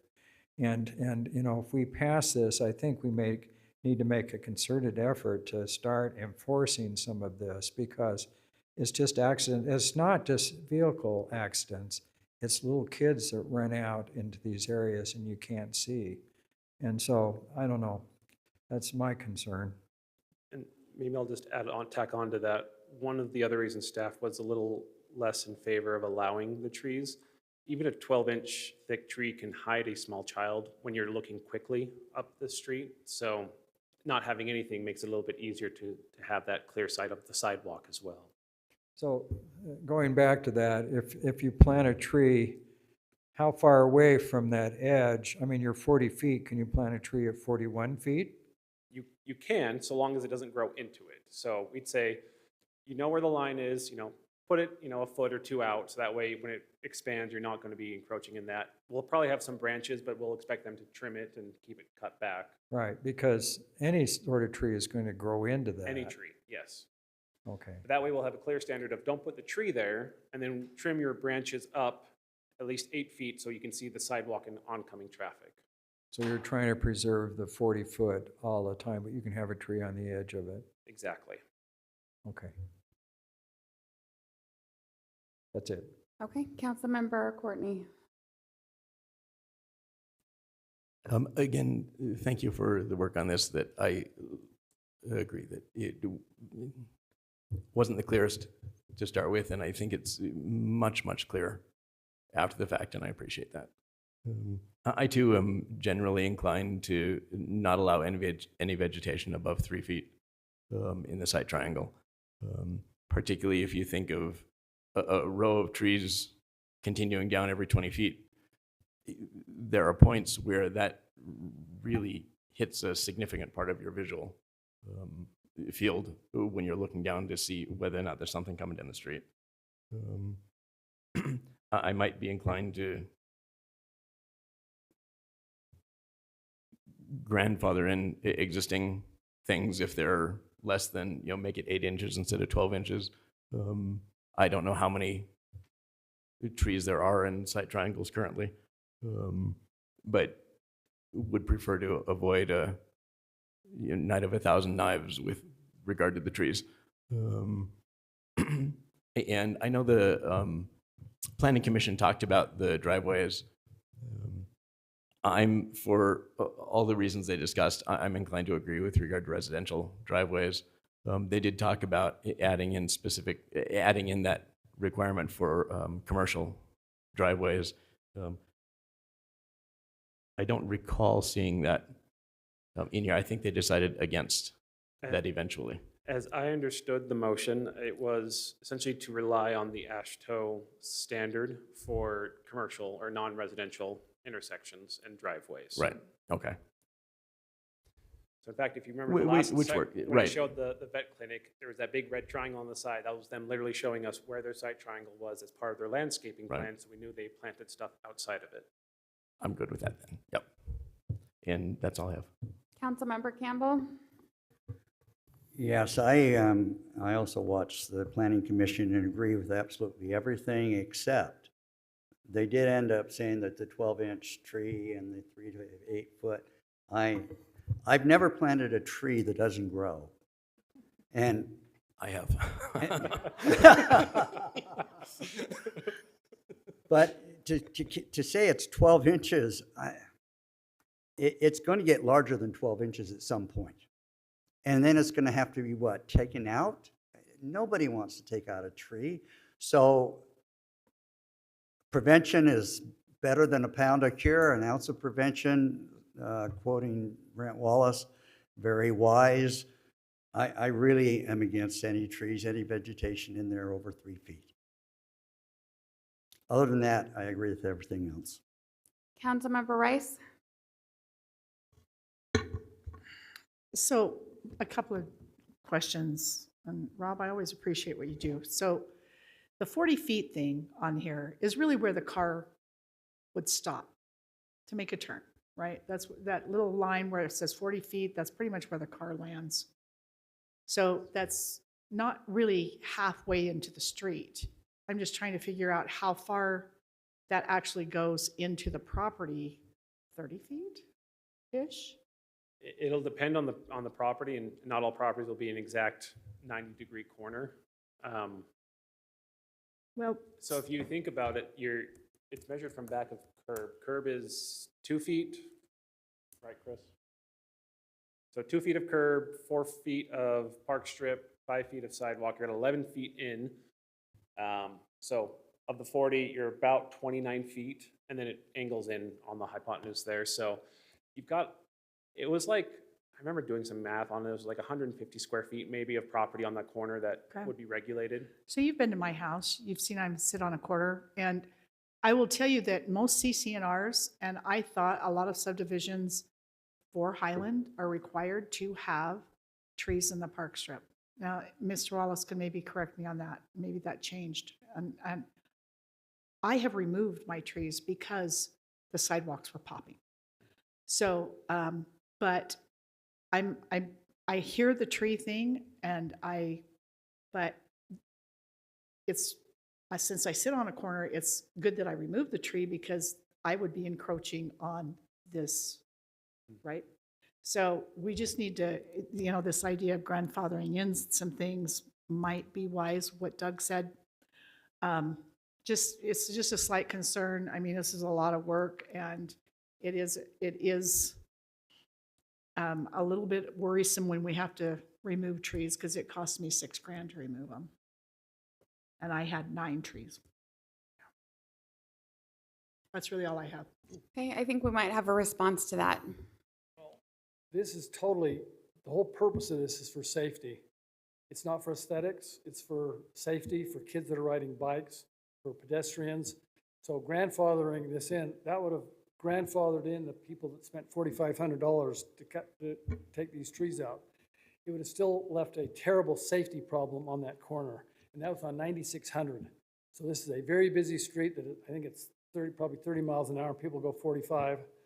So think of this as total, this is all about safety and kids and pedestrians. It's not about aesthetics. So grandfathering it in will just leave a problem in place.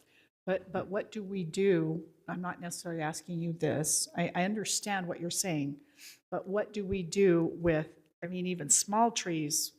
It cost me $6,000 to remove 9 trees. So, and that was 6 years ago, 7 years ago. So if we, I mean, true, they'd only have to take out maybe 2 or 3 trees, right? But, and I understand not grandfathering it. I'm not gonna die on that hill. I don't care, I mean, really. But and 9600 North is a problem of making those turns and trying to see around those bushes and having kids start out. And the nature of 9600 North is changing. It's becoming a younger, family-oriented group. Well, putting in those that homes. measurement, is it 32 inches? Or 36 inches? I think it's 36. They're plants and they grow, so you can say it's good this year. Is somebody gonna put it in their calendar, the compliance officer, to go back and check that? Because the next year it's gonna be 36, and then it'll be 38, and then it'll be 40. And if nobody's going back to check that, then it's 48, and then you can't see around that shrub. So if you don't plant the shrub in the first place, you don't have a problem tomorrow or the next year or 5 years from now. So I don't think the shrub should ever be planted there in the first place. Don't plant a problem today that's not a problem now, that'll be a problem in 5 or 10 years. Okay. Councilmember Rodella.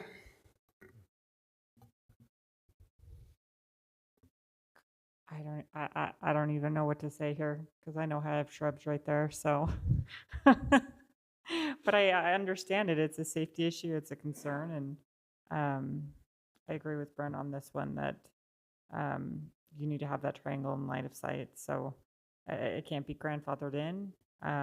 It can't be something that, go back and check on. That's just too much work. So I'm in agreement with this, and I appreciate the Planning Commission that they unanimously approved it as well. Thank you. Is there any further discussion? Or we can also entertain a motion. Sorry, Kim, about your bush. I move that the city council adopt the 2 ordinances amending both the developmental code and municipal code regarding site triangle regulations.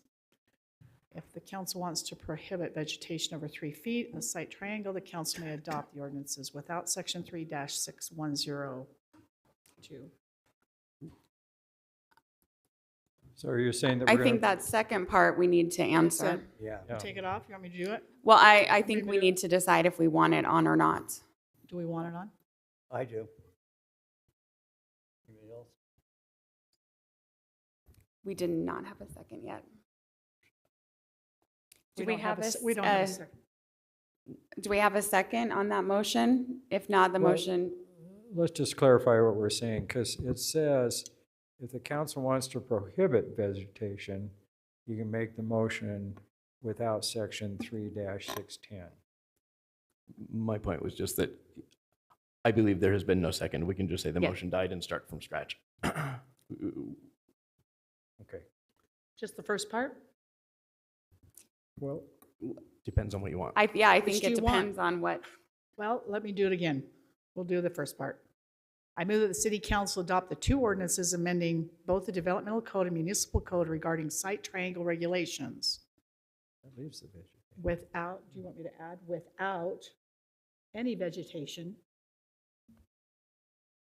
in that triangle? So are you including that second part? I did not add the second part on that one. I didn't get a second. It's a variation. Okay. Variation.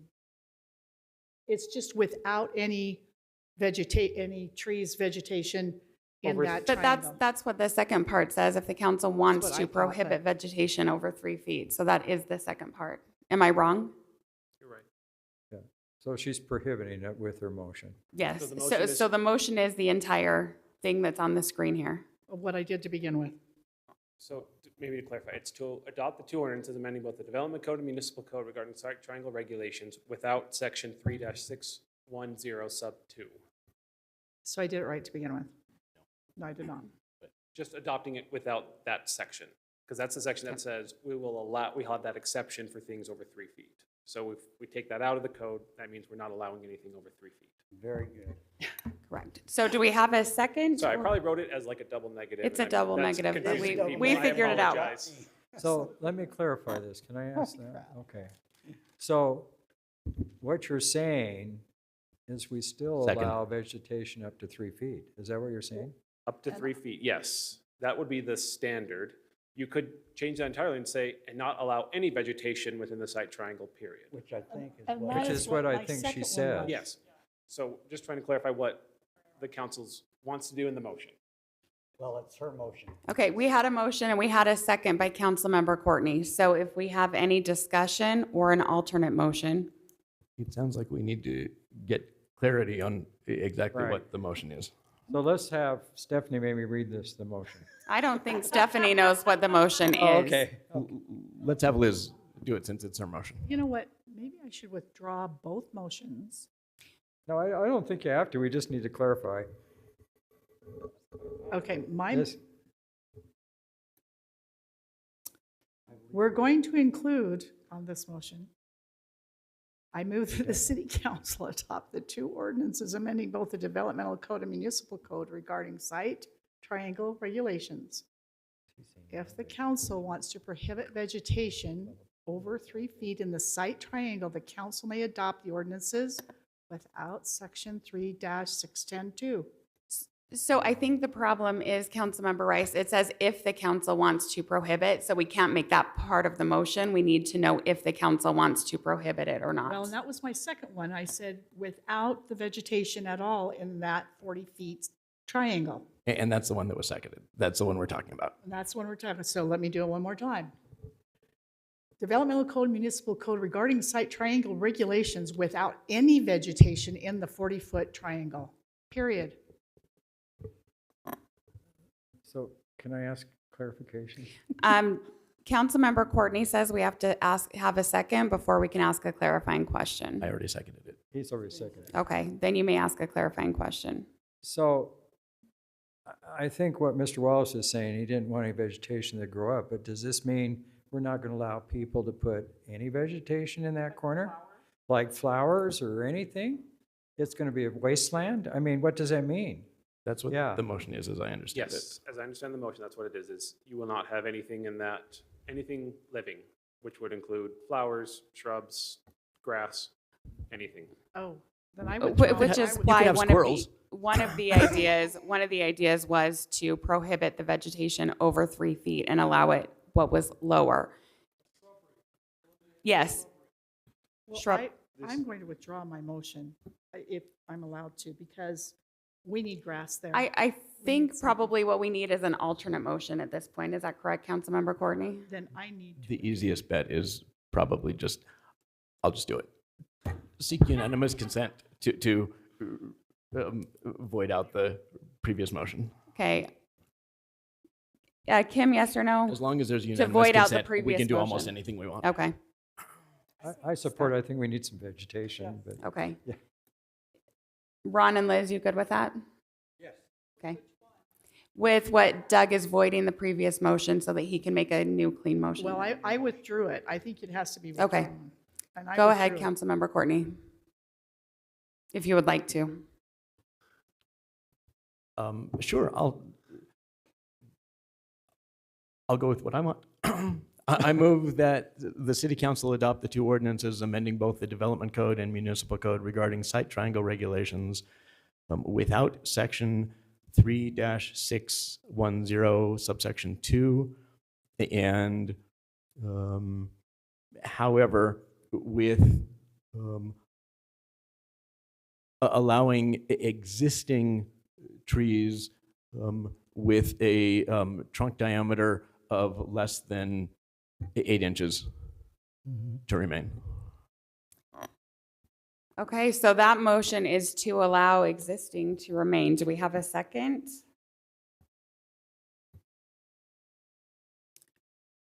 It seems as if we do not. So that motion, we need a new motion. Does somebody have a different motion? I move the city council adopt the two ordinances amending both the development code and the municipal code regarding site triangle regulations and without section 3-610 parentheses 2 close parentheses, but allowing vegetation with the exception of hedges or shrubs trees. and trees. Rob, What did you understand the motion to be? Just, and I don't see a whole lot of difference, just for the. Well, the if record. is fairly different. Yes, so we will not allow any vegetation over 3 feet in height. And additionally, we will prohibit hedges, shrubs, and trees. So if the hedge is, no, even if the hedge is under 2 feet, that wouldn't be allowed then? No, because it will grow. But there are a lot of shrubs that won't ever grow above 3 feet. I mean, some of the xeriscaping things we're going to approve. I just think we have to be careful with how we're wording this, because you don't, I agree totally with what Mr. Wallace is saying. We want that open, but I think we still ought to be able to have some vegetation there. Short vegetation doesn't block the. Okay, we're kind of throwing out formal rules and procedures so that we can get a motion. Councilmember Smith, did you have a motion? Because I didn't hear a second on Councilmember Campbell's. We do need a motion of some sort. Just because I'm not embarrassed to do so. Okay? You're going to coach me. I move that the city council adopt the 2 ordinances amending both the developmental code and municipal code regarding site triangle regulations, allowing grass and shrubbery except hedges under 3 feet.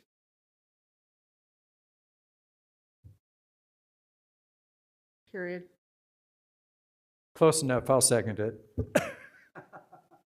So hedges under 3 feet, so if they grow to above 3 feet, then they need to be removed. Is that what that would mean?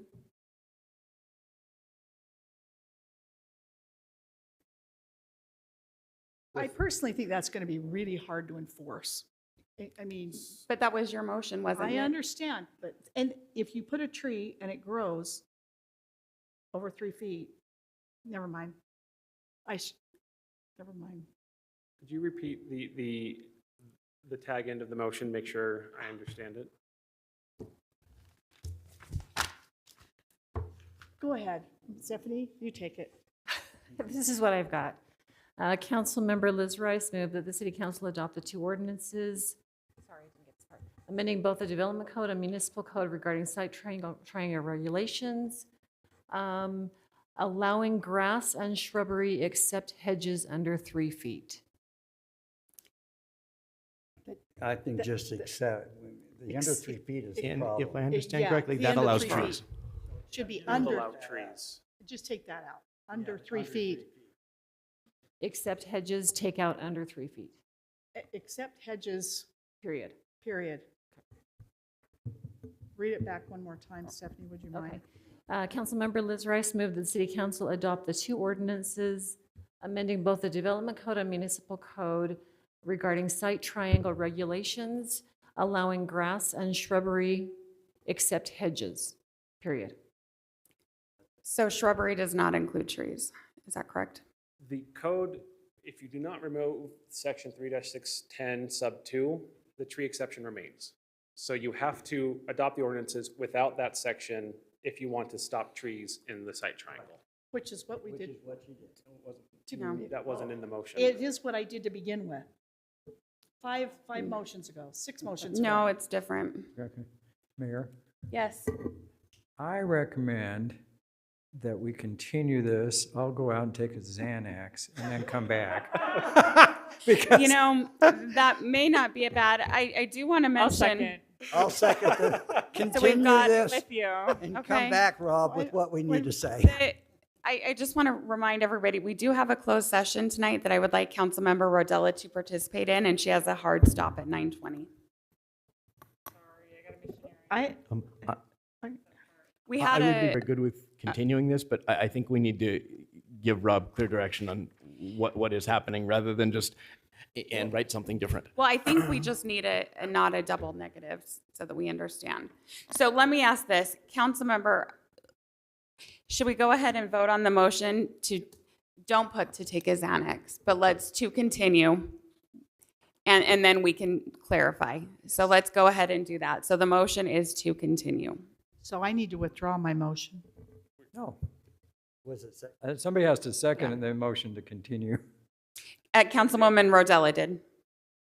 So we had a motion by Dr. Smith and a second by Councilmember Rodella. This is the motion to continue. We can just have more discussion about what exactly we want in that, because I think we've heard a lot of good stuff. Oh, we're voting. Yes, we are voting. So if we're This is on the continuing, site I'm triangle. going to get some clarification. Okay, On the site triangle. This is to continue. that's just to continue. I thought, this is on to continue, that's not what it's. This is on the continue.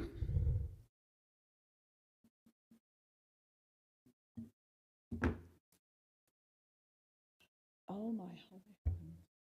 I'm sorry. Okay, now the question is, Councilmember Rodella, do you want to allow bushes under 3 feet or no, because they will grow?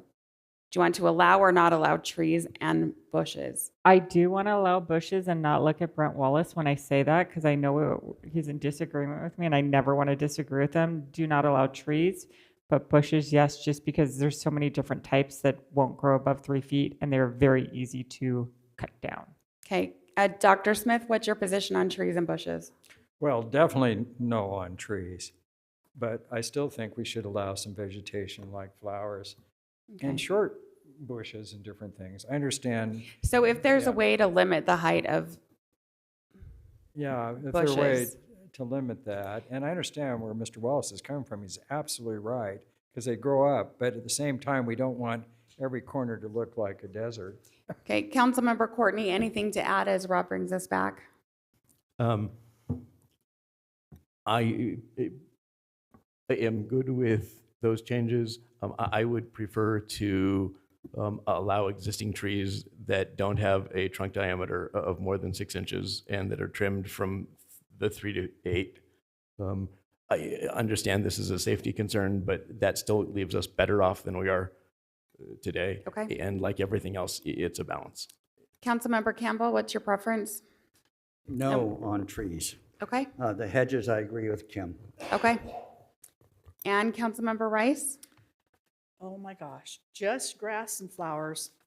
Okay, so it sounds like we will bring that back with some clarification on that. Mayor, may I ask a clarifying question of Rob?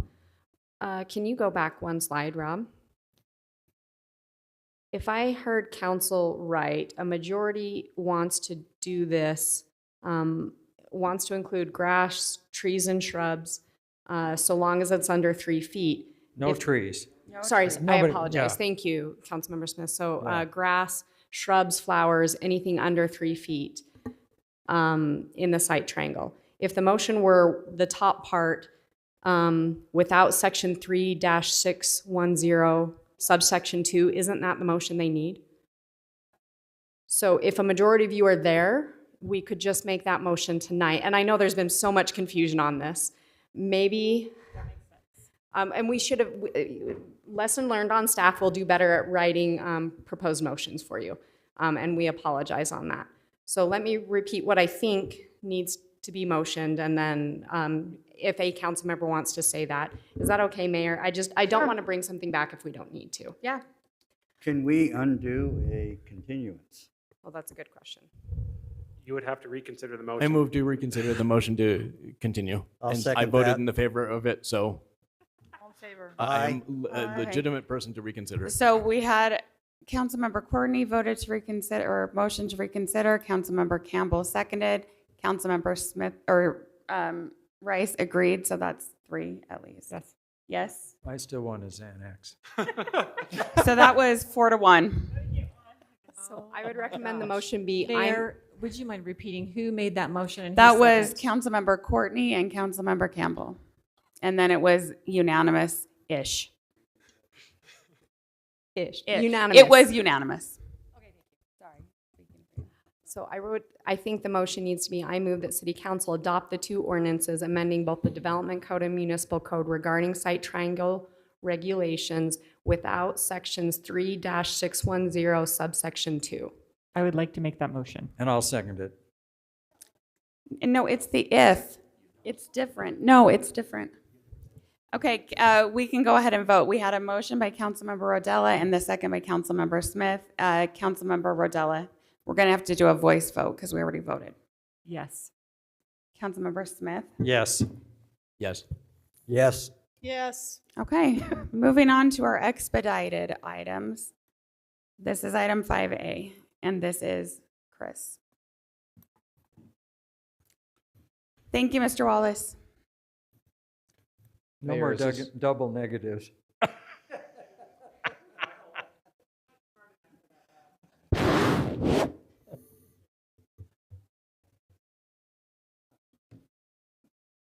So this is on well number 4, motor repair and rewind. As this was an expedited item and as I didn't have any really good pictures to put in the presentation, I did not include anything in the presentation, but I'm happy to address any questions that the council might have. Okay, we can take questions or a motion. I'll make a motion. Can I ask a question real quick? So this is one of our new wells that we just put in 3 years ago, or maybe 4 years ago. That's correct, it is. And this motor just burn out? This motor just burnt out, yes. Was it under warranty at all? Not anymore. So when did the warranty run out? 2 days ago or something like? No, it ran out a couple years ago. It was only good for a year? Yeah. And we did consider replacing the motor. The rewinding doesn't save us a whole lot of money, but to be honest, speaking with some of our maintenance people who have actually got a much better experience with motors than I do, they actually feel better about rewinding a motor than they do replacing it with a brand new motor. They don't have a whole lot of confidence with a lot of the newer motors. So this is our main culinary well. Has it been out of commission then? I mean, in the past, this has been our one that we've pumped the most water out of. Yeah, it's been kind of our go-to well. It's only been within the last month that it has been out of commission though. So what wells are making up all the rest? We're using, I believe, mostly right now 3 and 2. 3 and 2. Okay. Councilmember Courtney, questions? Yeah, Chris, could you just address 2 things quickly? One, the staff report said that it should have been VPI resin instead of VPI, yes, resin instead of epoxy. And the second one, just is there anything that we should be doing to check or prophylactic actions on our other motors? I think that's something that we can address. I maybe shouldn't have said it should have been, but Sidewinders did express to us that they believe if it had been, it would have prevented the failure that we had if it had been VPI coated instead of an epoxy coated. We could look at some of our motors, and if we're seeing some wear going on, we could pull the motors and we could actually install the VPI resin to it as opposed to the epoxy coated. It does seem to really help with especially with the GE motors, to help just sustain the life of the motor. I'm not pushing for doing that, but if it makes sense, I would support that. I think it's something that is worth looking at. Yeah, I think that's.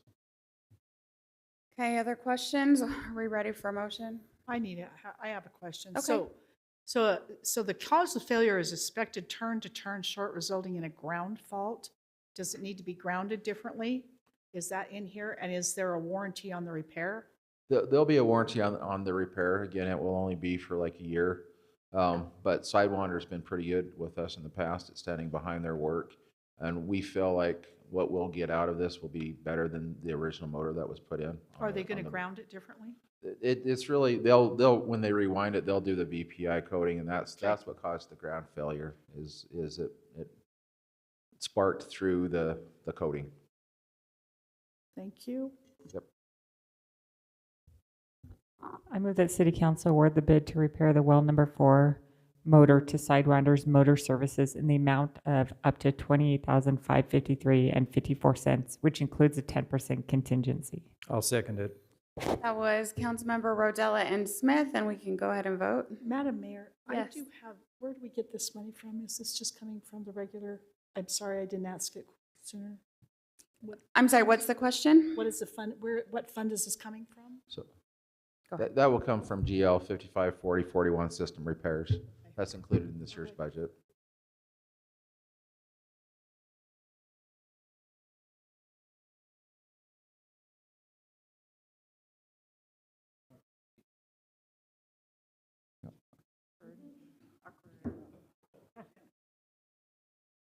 beat me again. Yeah, shows what you know. Oh, but it is.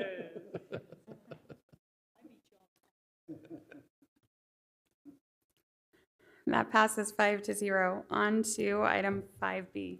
So this is the Beacon Hills Booster Station. I did include in the staff report on this one again, how this one is a little bit older on part of our SCADA system for the Beacon Hills Booster. So we do have a cost to replace that. I did again not include anything in the presentation, but I'm happy to respond to any questions that the council might have. Questions or a motion? Either one. I'll motion. I move that the city council approve the bid award to IC Tech for SCADA PLC replacement in the amount of up to $32,810.29. I'll second it. That was a motion by Councilmember Rice and a second by Councilmember Smith, and we can go ahead and vote.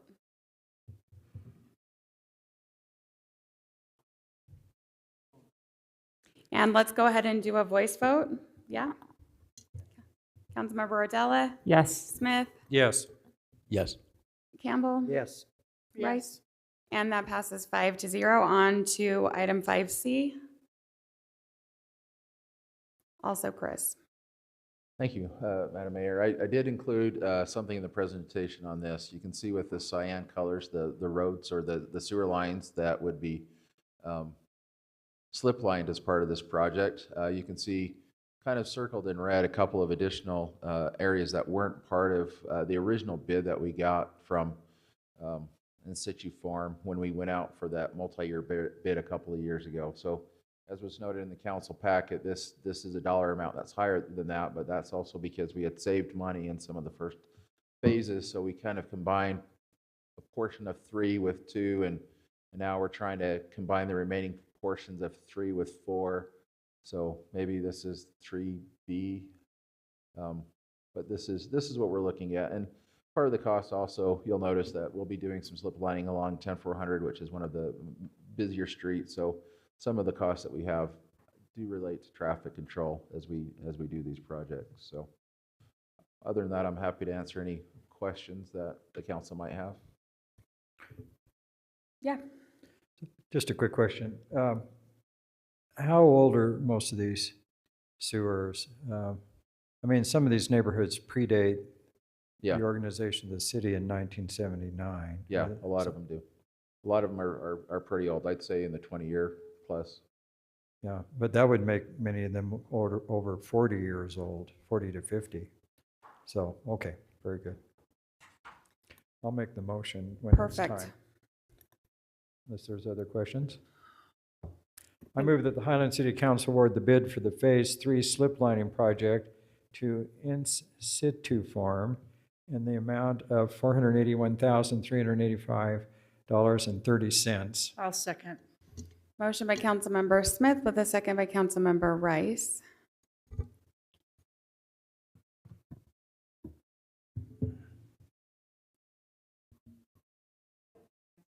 You can go ahead and vote. Okay. And that passes 5-0. We just spent $500,000 in 10 minutes. And let's talk about DADUs. But can we clarify that? Sure.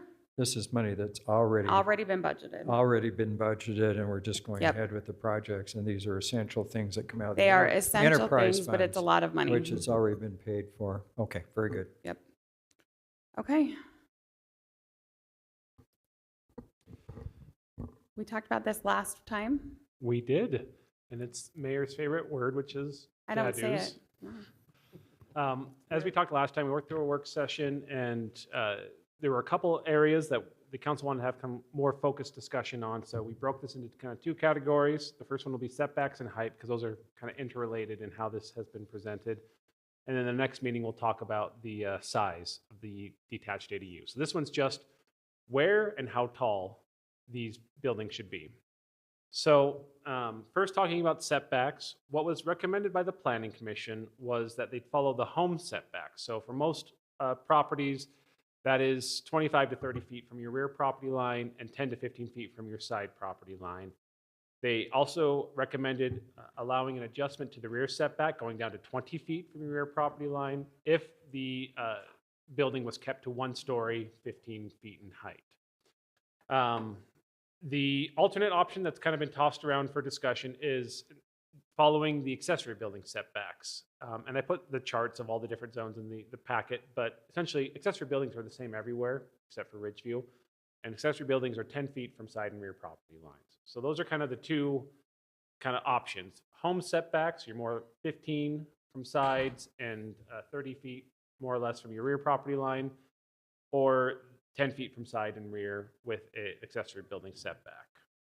So in considering this, some things that the council might want to consider is with Highland being mostly developed, many of the lots already have accessory buildings built, and I would say the vast majority of them build to the accessory structure setback lines. Oftentimes we're trying to get them as close to property line as possible. We force them back to the 10 feet from side and rear property lines. So that does mean if home setbacks are applied, a lot of those buildings will be ineligible to be converted into a detached ADU. So it'll more favor those who haven't built anything or new builds, or I guess if you have enough means to destroy your detached garage and rebuild it 10 feet away. So that's just an offer for consideration. Obviously, this is a policy decision. It is how much do you want to encourage this and where do you want it? Because it does also implicate privacy concerns with someone living closer. There's reasons we do have home setbacks, and that was a lot of what the Planning Commission had focused on. The other concern I have, just as a practical matter, if we have an accessory building that say it's in a location where it meets accessory structure setbacks, and they want to put a detached ADU in part of it, and just the portion that has the ADU does comply with home setbacks, is that okay? So we have a building that's maybe 10 feet from your side property line and 20 feet from your rear property line. So you could build it in the corner of the building and meet all home setbacks. Is that fine? Or do we want to prohibit that if we want to keep home setbacks? So those were the considerations on home setbacks and accessory building setbacks. I kind of just went through the 3 questions I thought were pertinent to answering this. I also threw in all those diagrams I created in the packet, but I didn't want to repeat those here. So with that, that's kind of the discussion on this point at least. I don't know if you want me to go on to height or just focus on setbacks for a minute. Let's talk about setbacks first and just get kind of a quick opinion. Councilmember Courtney? Questions or opinions?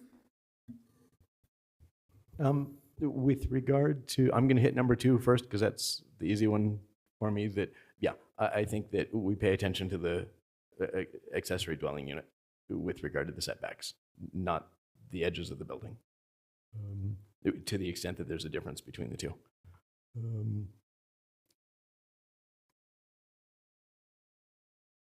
I have the home setbacks or accessory building setbacks is, to me, an interesting and difficult question because, on the one hand, I would prefer to allow people to convert whatever accessory buildings they have, even if they're set at the accessory building setback. But the Planning Commission raised some really good concerns about, okay, so now you've got somebody 10 feet off of your fence that has a window looking right into your backyard. And that's one of the reasons why we have the residential setbacks. I would be comfortable with, similar to number 3, striking some balance between if it is maybe if it's a single story building, then it can be closer to the fence. That maybe we use the accessory setbacks if it's a single story, and we go with the residential setbacks if it is taller than that.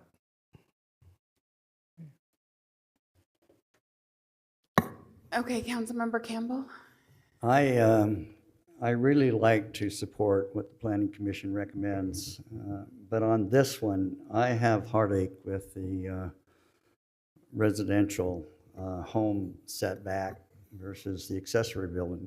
The accessory building's already built, and I understand the window side of it, but the other side of it is I can't fathom a world in which we say you've got a building But when you put something in that you want to live, it's got to be just part of that building. We're going to go in and measure 20 feet from the fence because your building's only 10 feet from the fence, and you're not allowed to put any living thing there. That's a world I don't want to live in. I just don't want to get into people's homes and tell them you can live in this part, but you can't live in that part. I have a real heartache with that. And for that reason, I would like to support the idea that we do accessory dwelling setbacks as they currently exist, allowing people who currently have those buildings to live in them if that's what they want to. If they want to convert it to a dwelling unit, they should have that opportunity to do that without the government coming in and saying, no, you can't do that. To me, it's just an issue of liberty, it's freedom, and I believe in zones, and don't get me wrong, and I believe in regulations, and I believe that setbacks are important. But we had setbacks for accessory buildings. They're built in many cases, and a lot of those will likely want to convert them into a dwelling unit. And if they do, I don't want to get into their bedrooms. I don't want to get into their homes and say, into their dwelling unit and say, oh, you're off by 2 feet here. I don't want to live in that world. I just would like to see us adopt, and again, I hate going against what the recommendation of the Planning Commission was, but I've always said that unless I had a reason to, and this time I believe I have a reason not to support their recommendation and to go with the regular accessory dwelling setback. So are you a no on all three? I'm trying to get a yes or no on all three items here.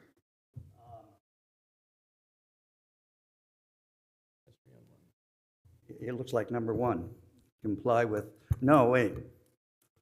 with the accessory building setbacks. So you're a no on that, correct? Well, it says an No, it's a or. question. It said, It's a should question.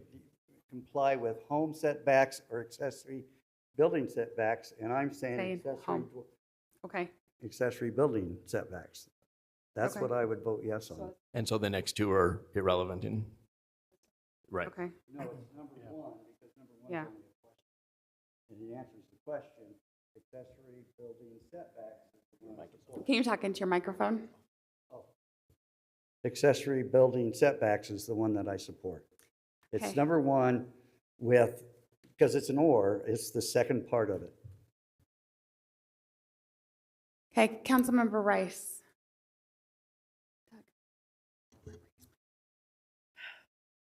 I would rather hear, if you wouldn't mind coming back to me, I would really rather hear from Sure. Scott and Kim, and I don't know, just, would you mind coming back? Yeah. please? Thanks. Councilmember Ardella. Rob, what are other cities doing, like Alpine, Cedar Hills?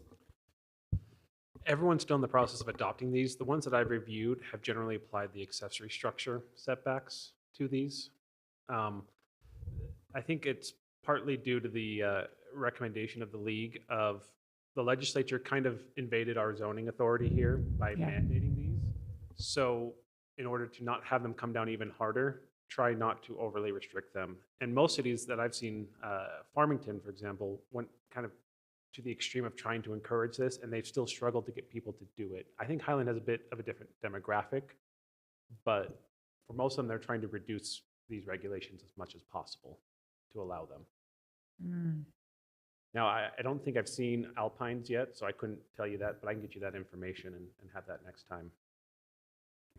I guess I'm a little torn on this because I like the home setback, but I know along with the recommendation of Planning Commission with the reduction of allowance for single-story buildings, I do understand though that there's a line you have to toe to make sure that there aren't further regulations when you try and put more restrictions on something in which they're trying to do less restrictions on. So that's just my feelings there. So on 1, 2, and 3, give me a yes, no, home or accessory? I mean, mine is home.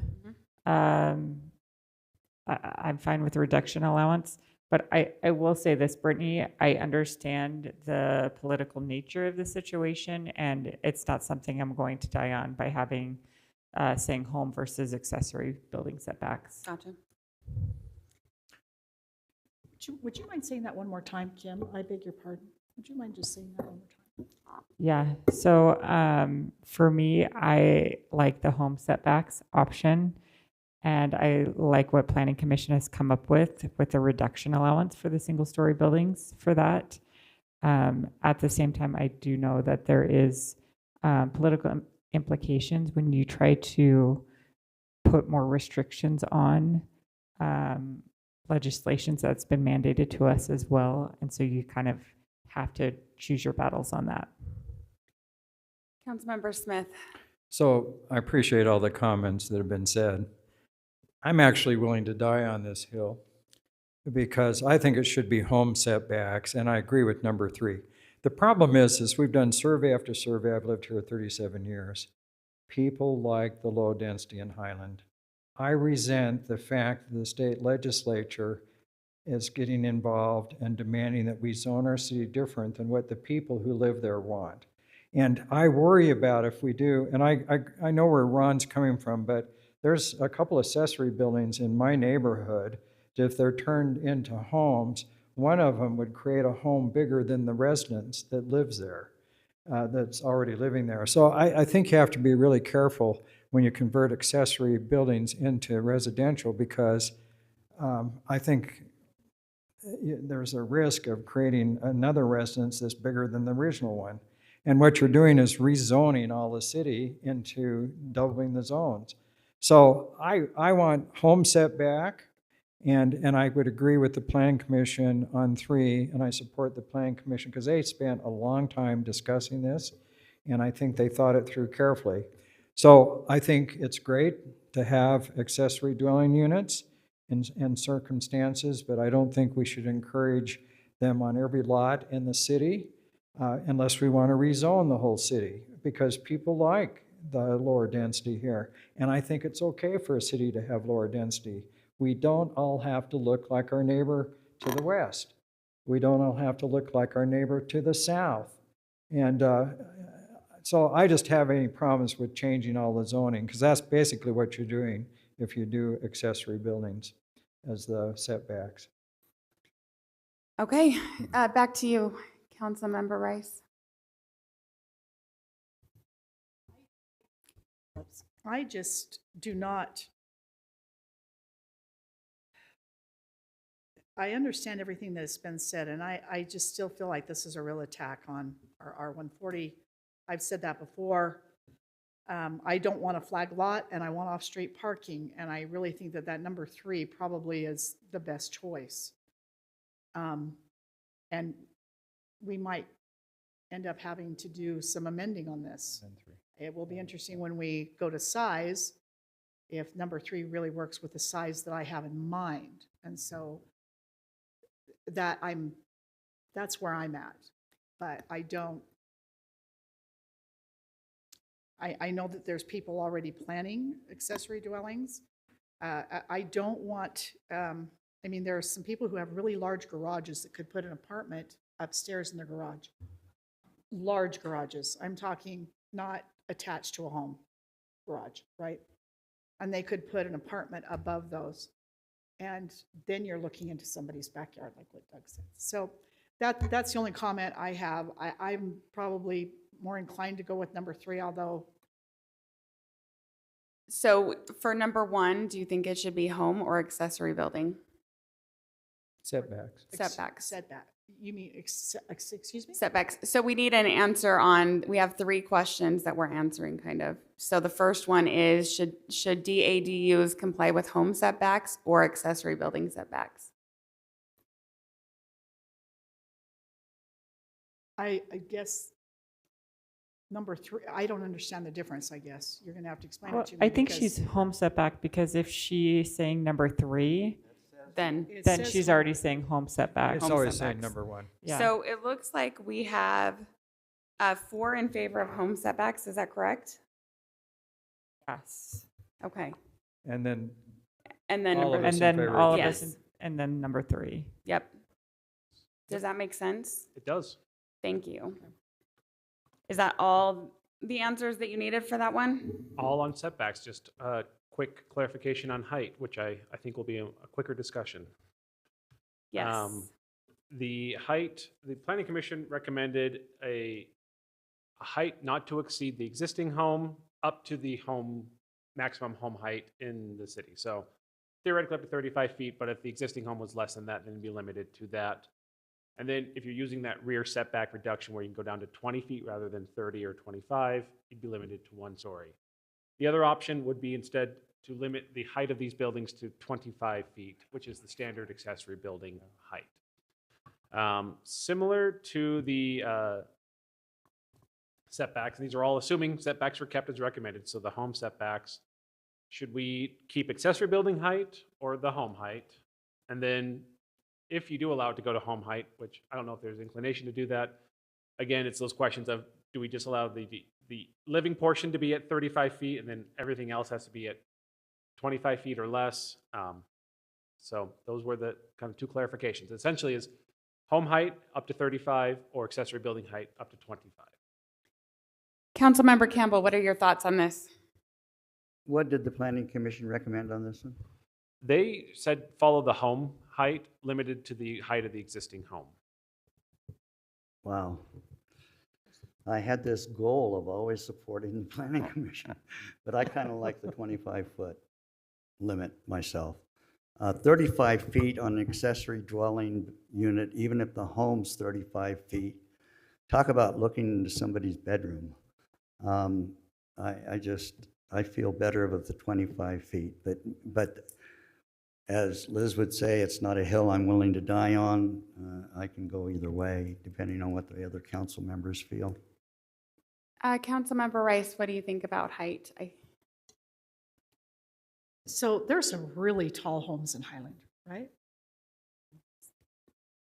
So 35. yeah, but I would go 25 feet is more a rambler size, correct? 2 stories. It is 2 stories. So Yes. what is the size of a rambler? Single story typically. I'm sorry, say again. So a single story is with a roof peak, you're around 15, 17 feet. I mean, you can build a very flat roof and be more like at 11 to 12 feet, so.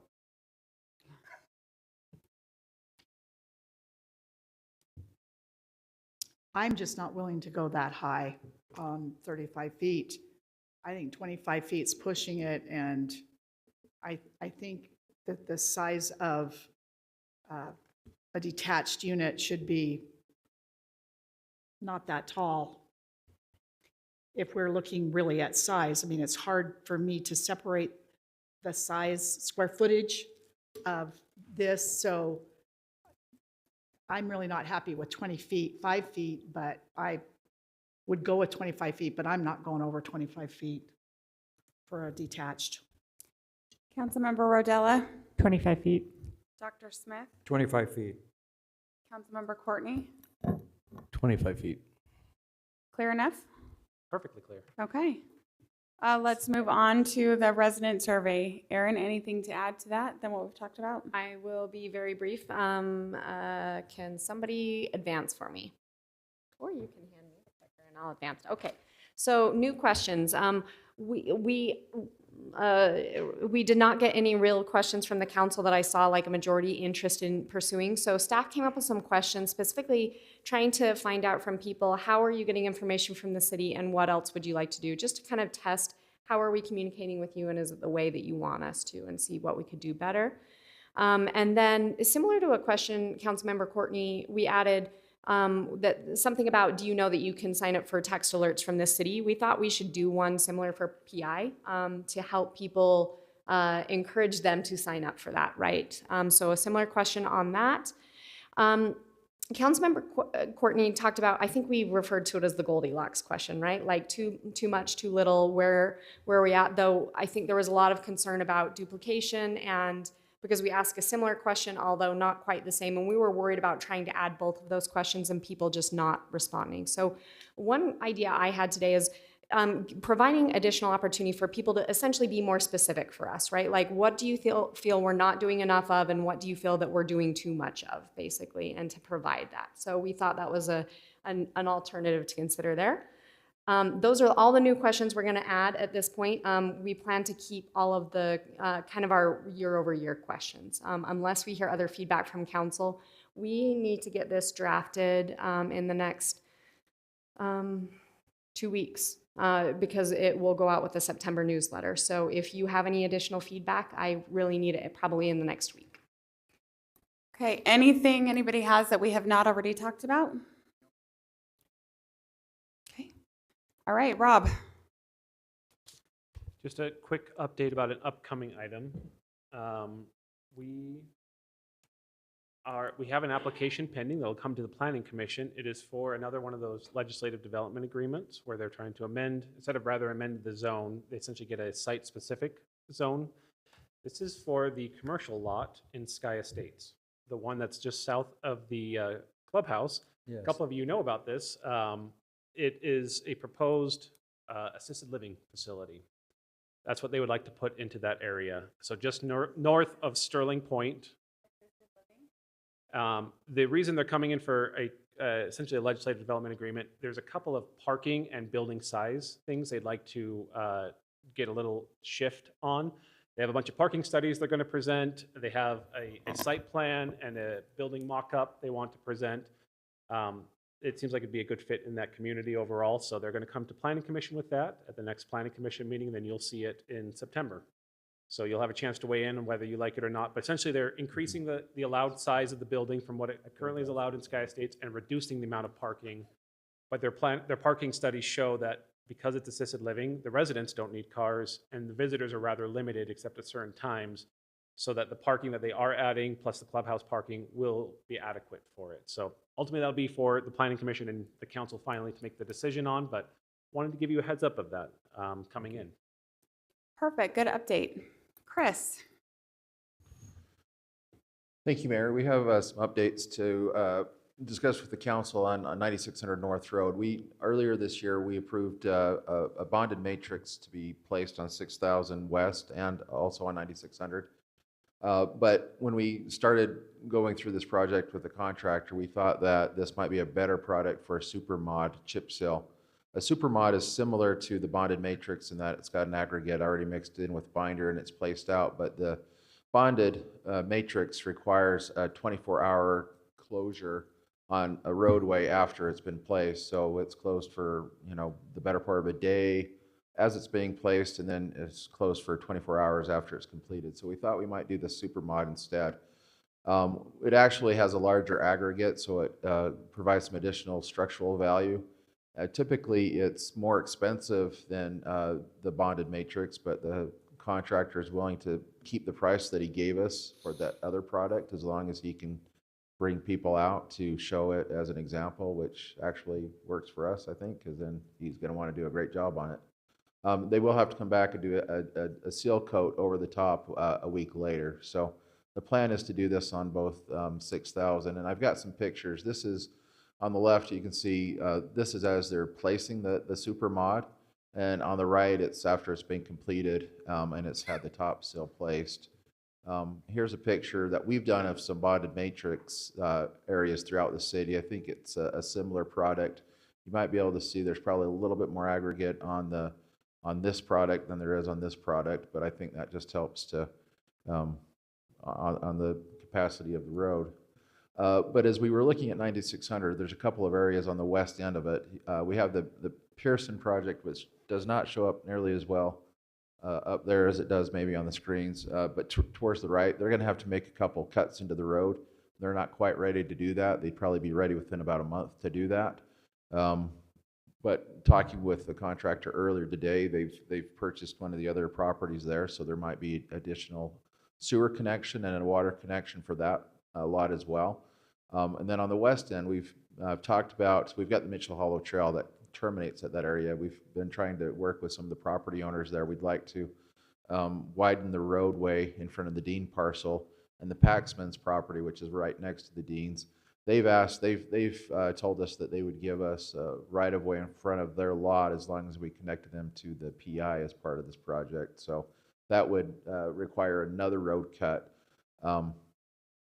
We do in our code have a moratorium on new road maintenance. It's been done, a 3-year moratorium. So if we did place this product down there, basically from intersection to intersection, we would require whoever was responsible for that road cut to come in and redo that section of roadway with this maintenance. It would probably be to do intersection to intersection, probably about $45,000, whether that would be borne by the Pearsons or whether it be borne by the city slash MAG as part of the Mitchell Hollow Trail program. But the thought was, because we hate to see somebody cut into a brand new road, and I think most residents do as well, we could also just pull out the last 1,400 feet of this project. We might be able to use that somewhere else within the city, but if not, regardless of what we do with that, we would just add this project into next year's project to make sure that we did get it completed. I think if you look on this, you can kind of see on the west end, we already did do a bonded matrix from that intersection there to the west. And so essentially we would kind of be moving the transition from the super mod farther east. And we could either at that time decide what works best, if we want to continue the super mod to that existing intersection, or we could take the bonded matrix to the east and match up. But the thought would be that we'd probably take that to just kind of the west side of the lots that are just on the west side of that road there on the east end of that aerial photograph right here. So the 1,400 linear feet that we're talking about is not quite, but everything inside of that red square or red rectangle. Yeah. Okay. Yeah, essentially, yeah. Okay. Yeah. Maybe a little bit less than that, because the 1,400 feet just went from the lot line, basically.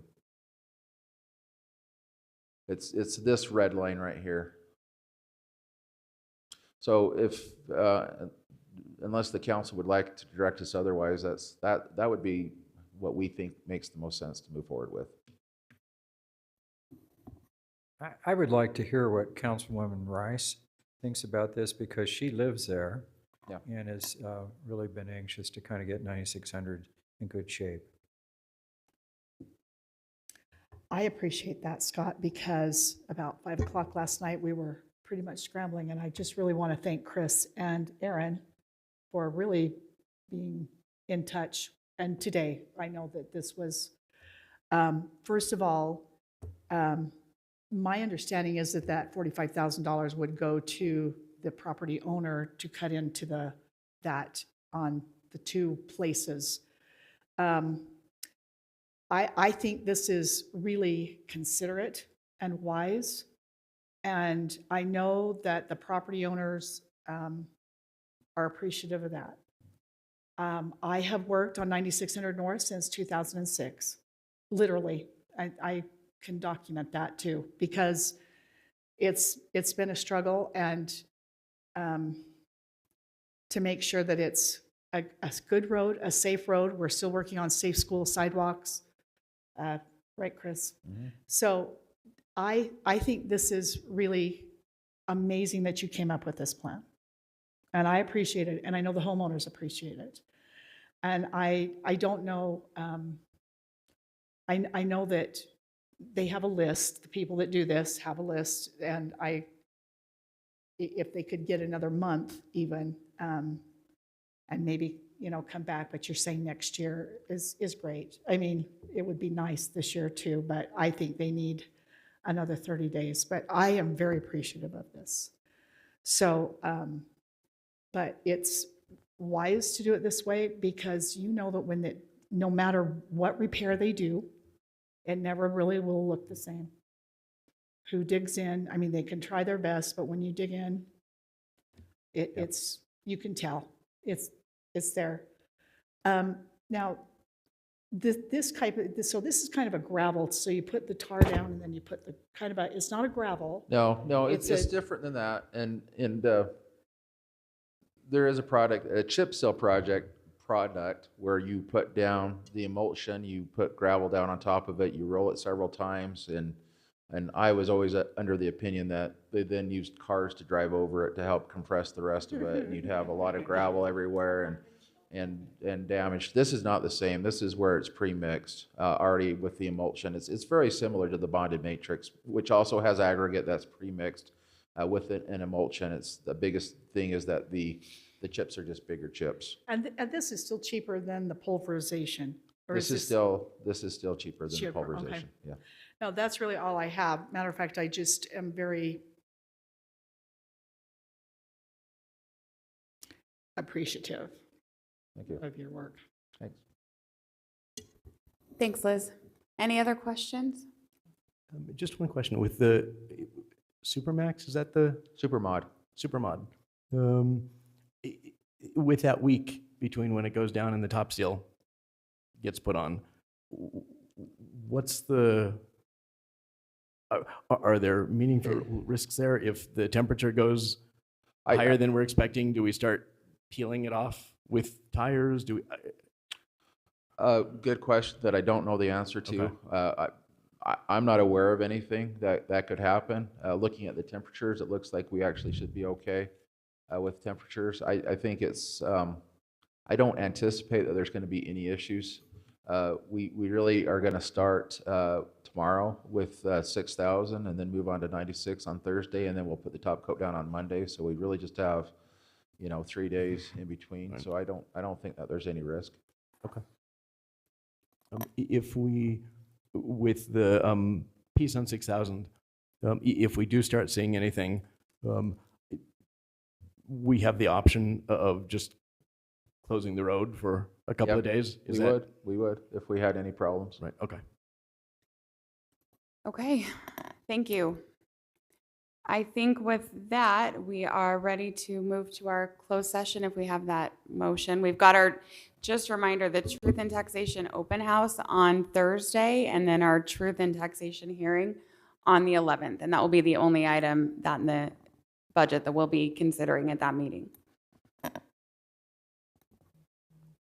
Madam Mayor, I move that the City Council recess the regular City Council meeting to convene in a closed meeting in the Executive Conference Room to discuss the purchase, exchange, or lease of real property and pending or reasonably imminent litigation as provided by Utah Code Annotated Section 52-4-205.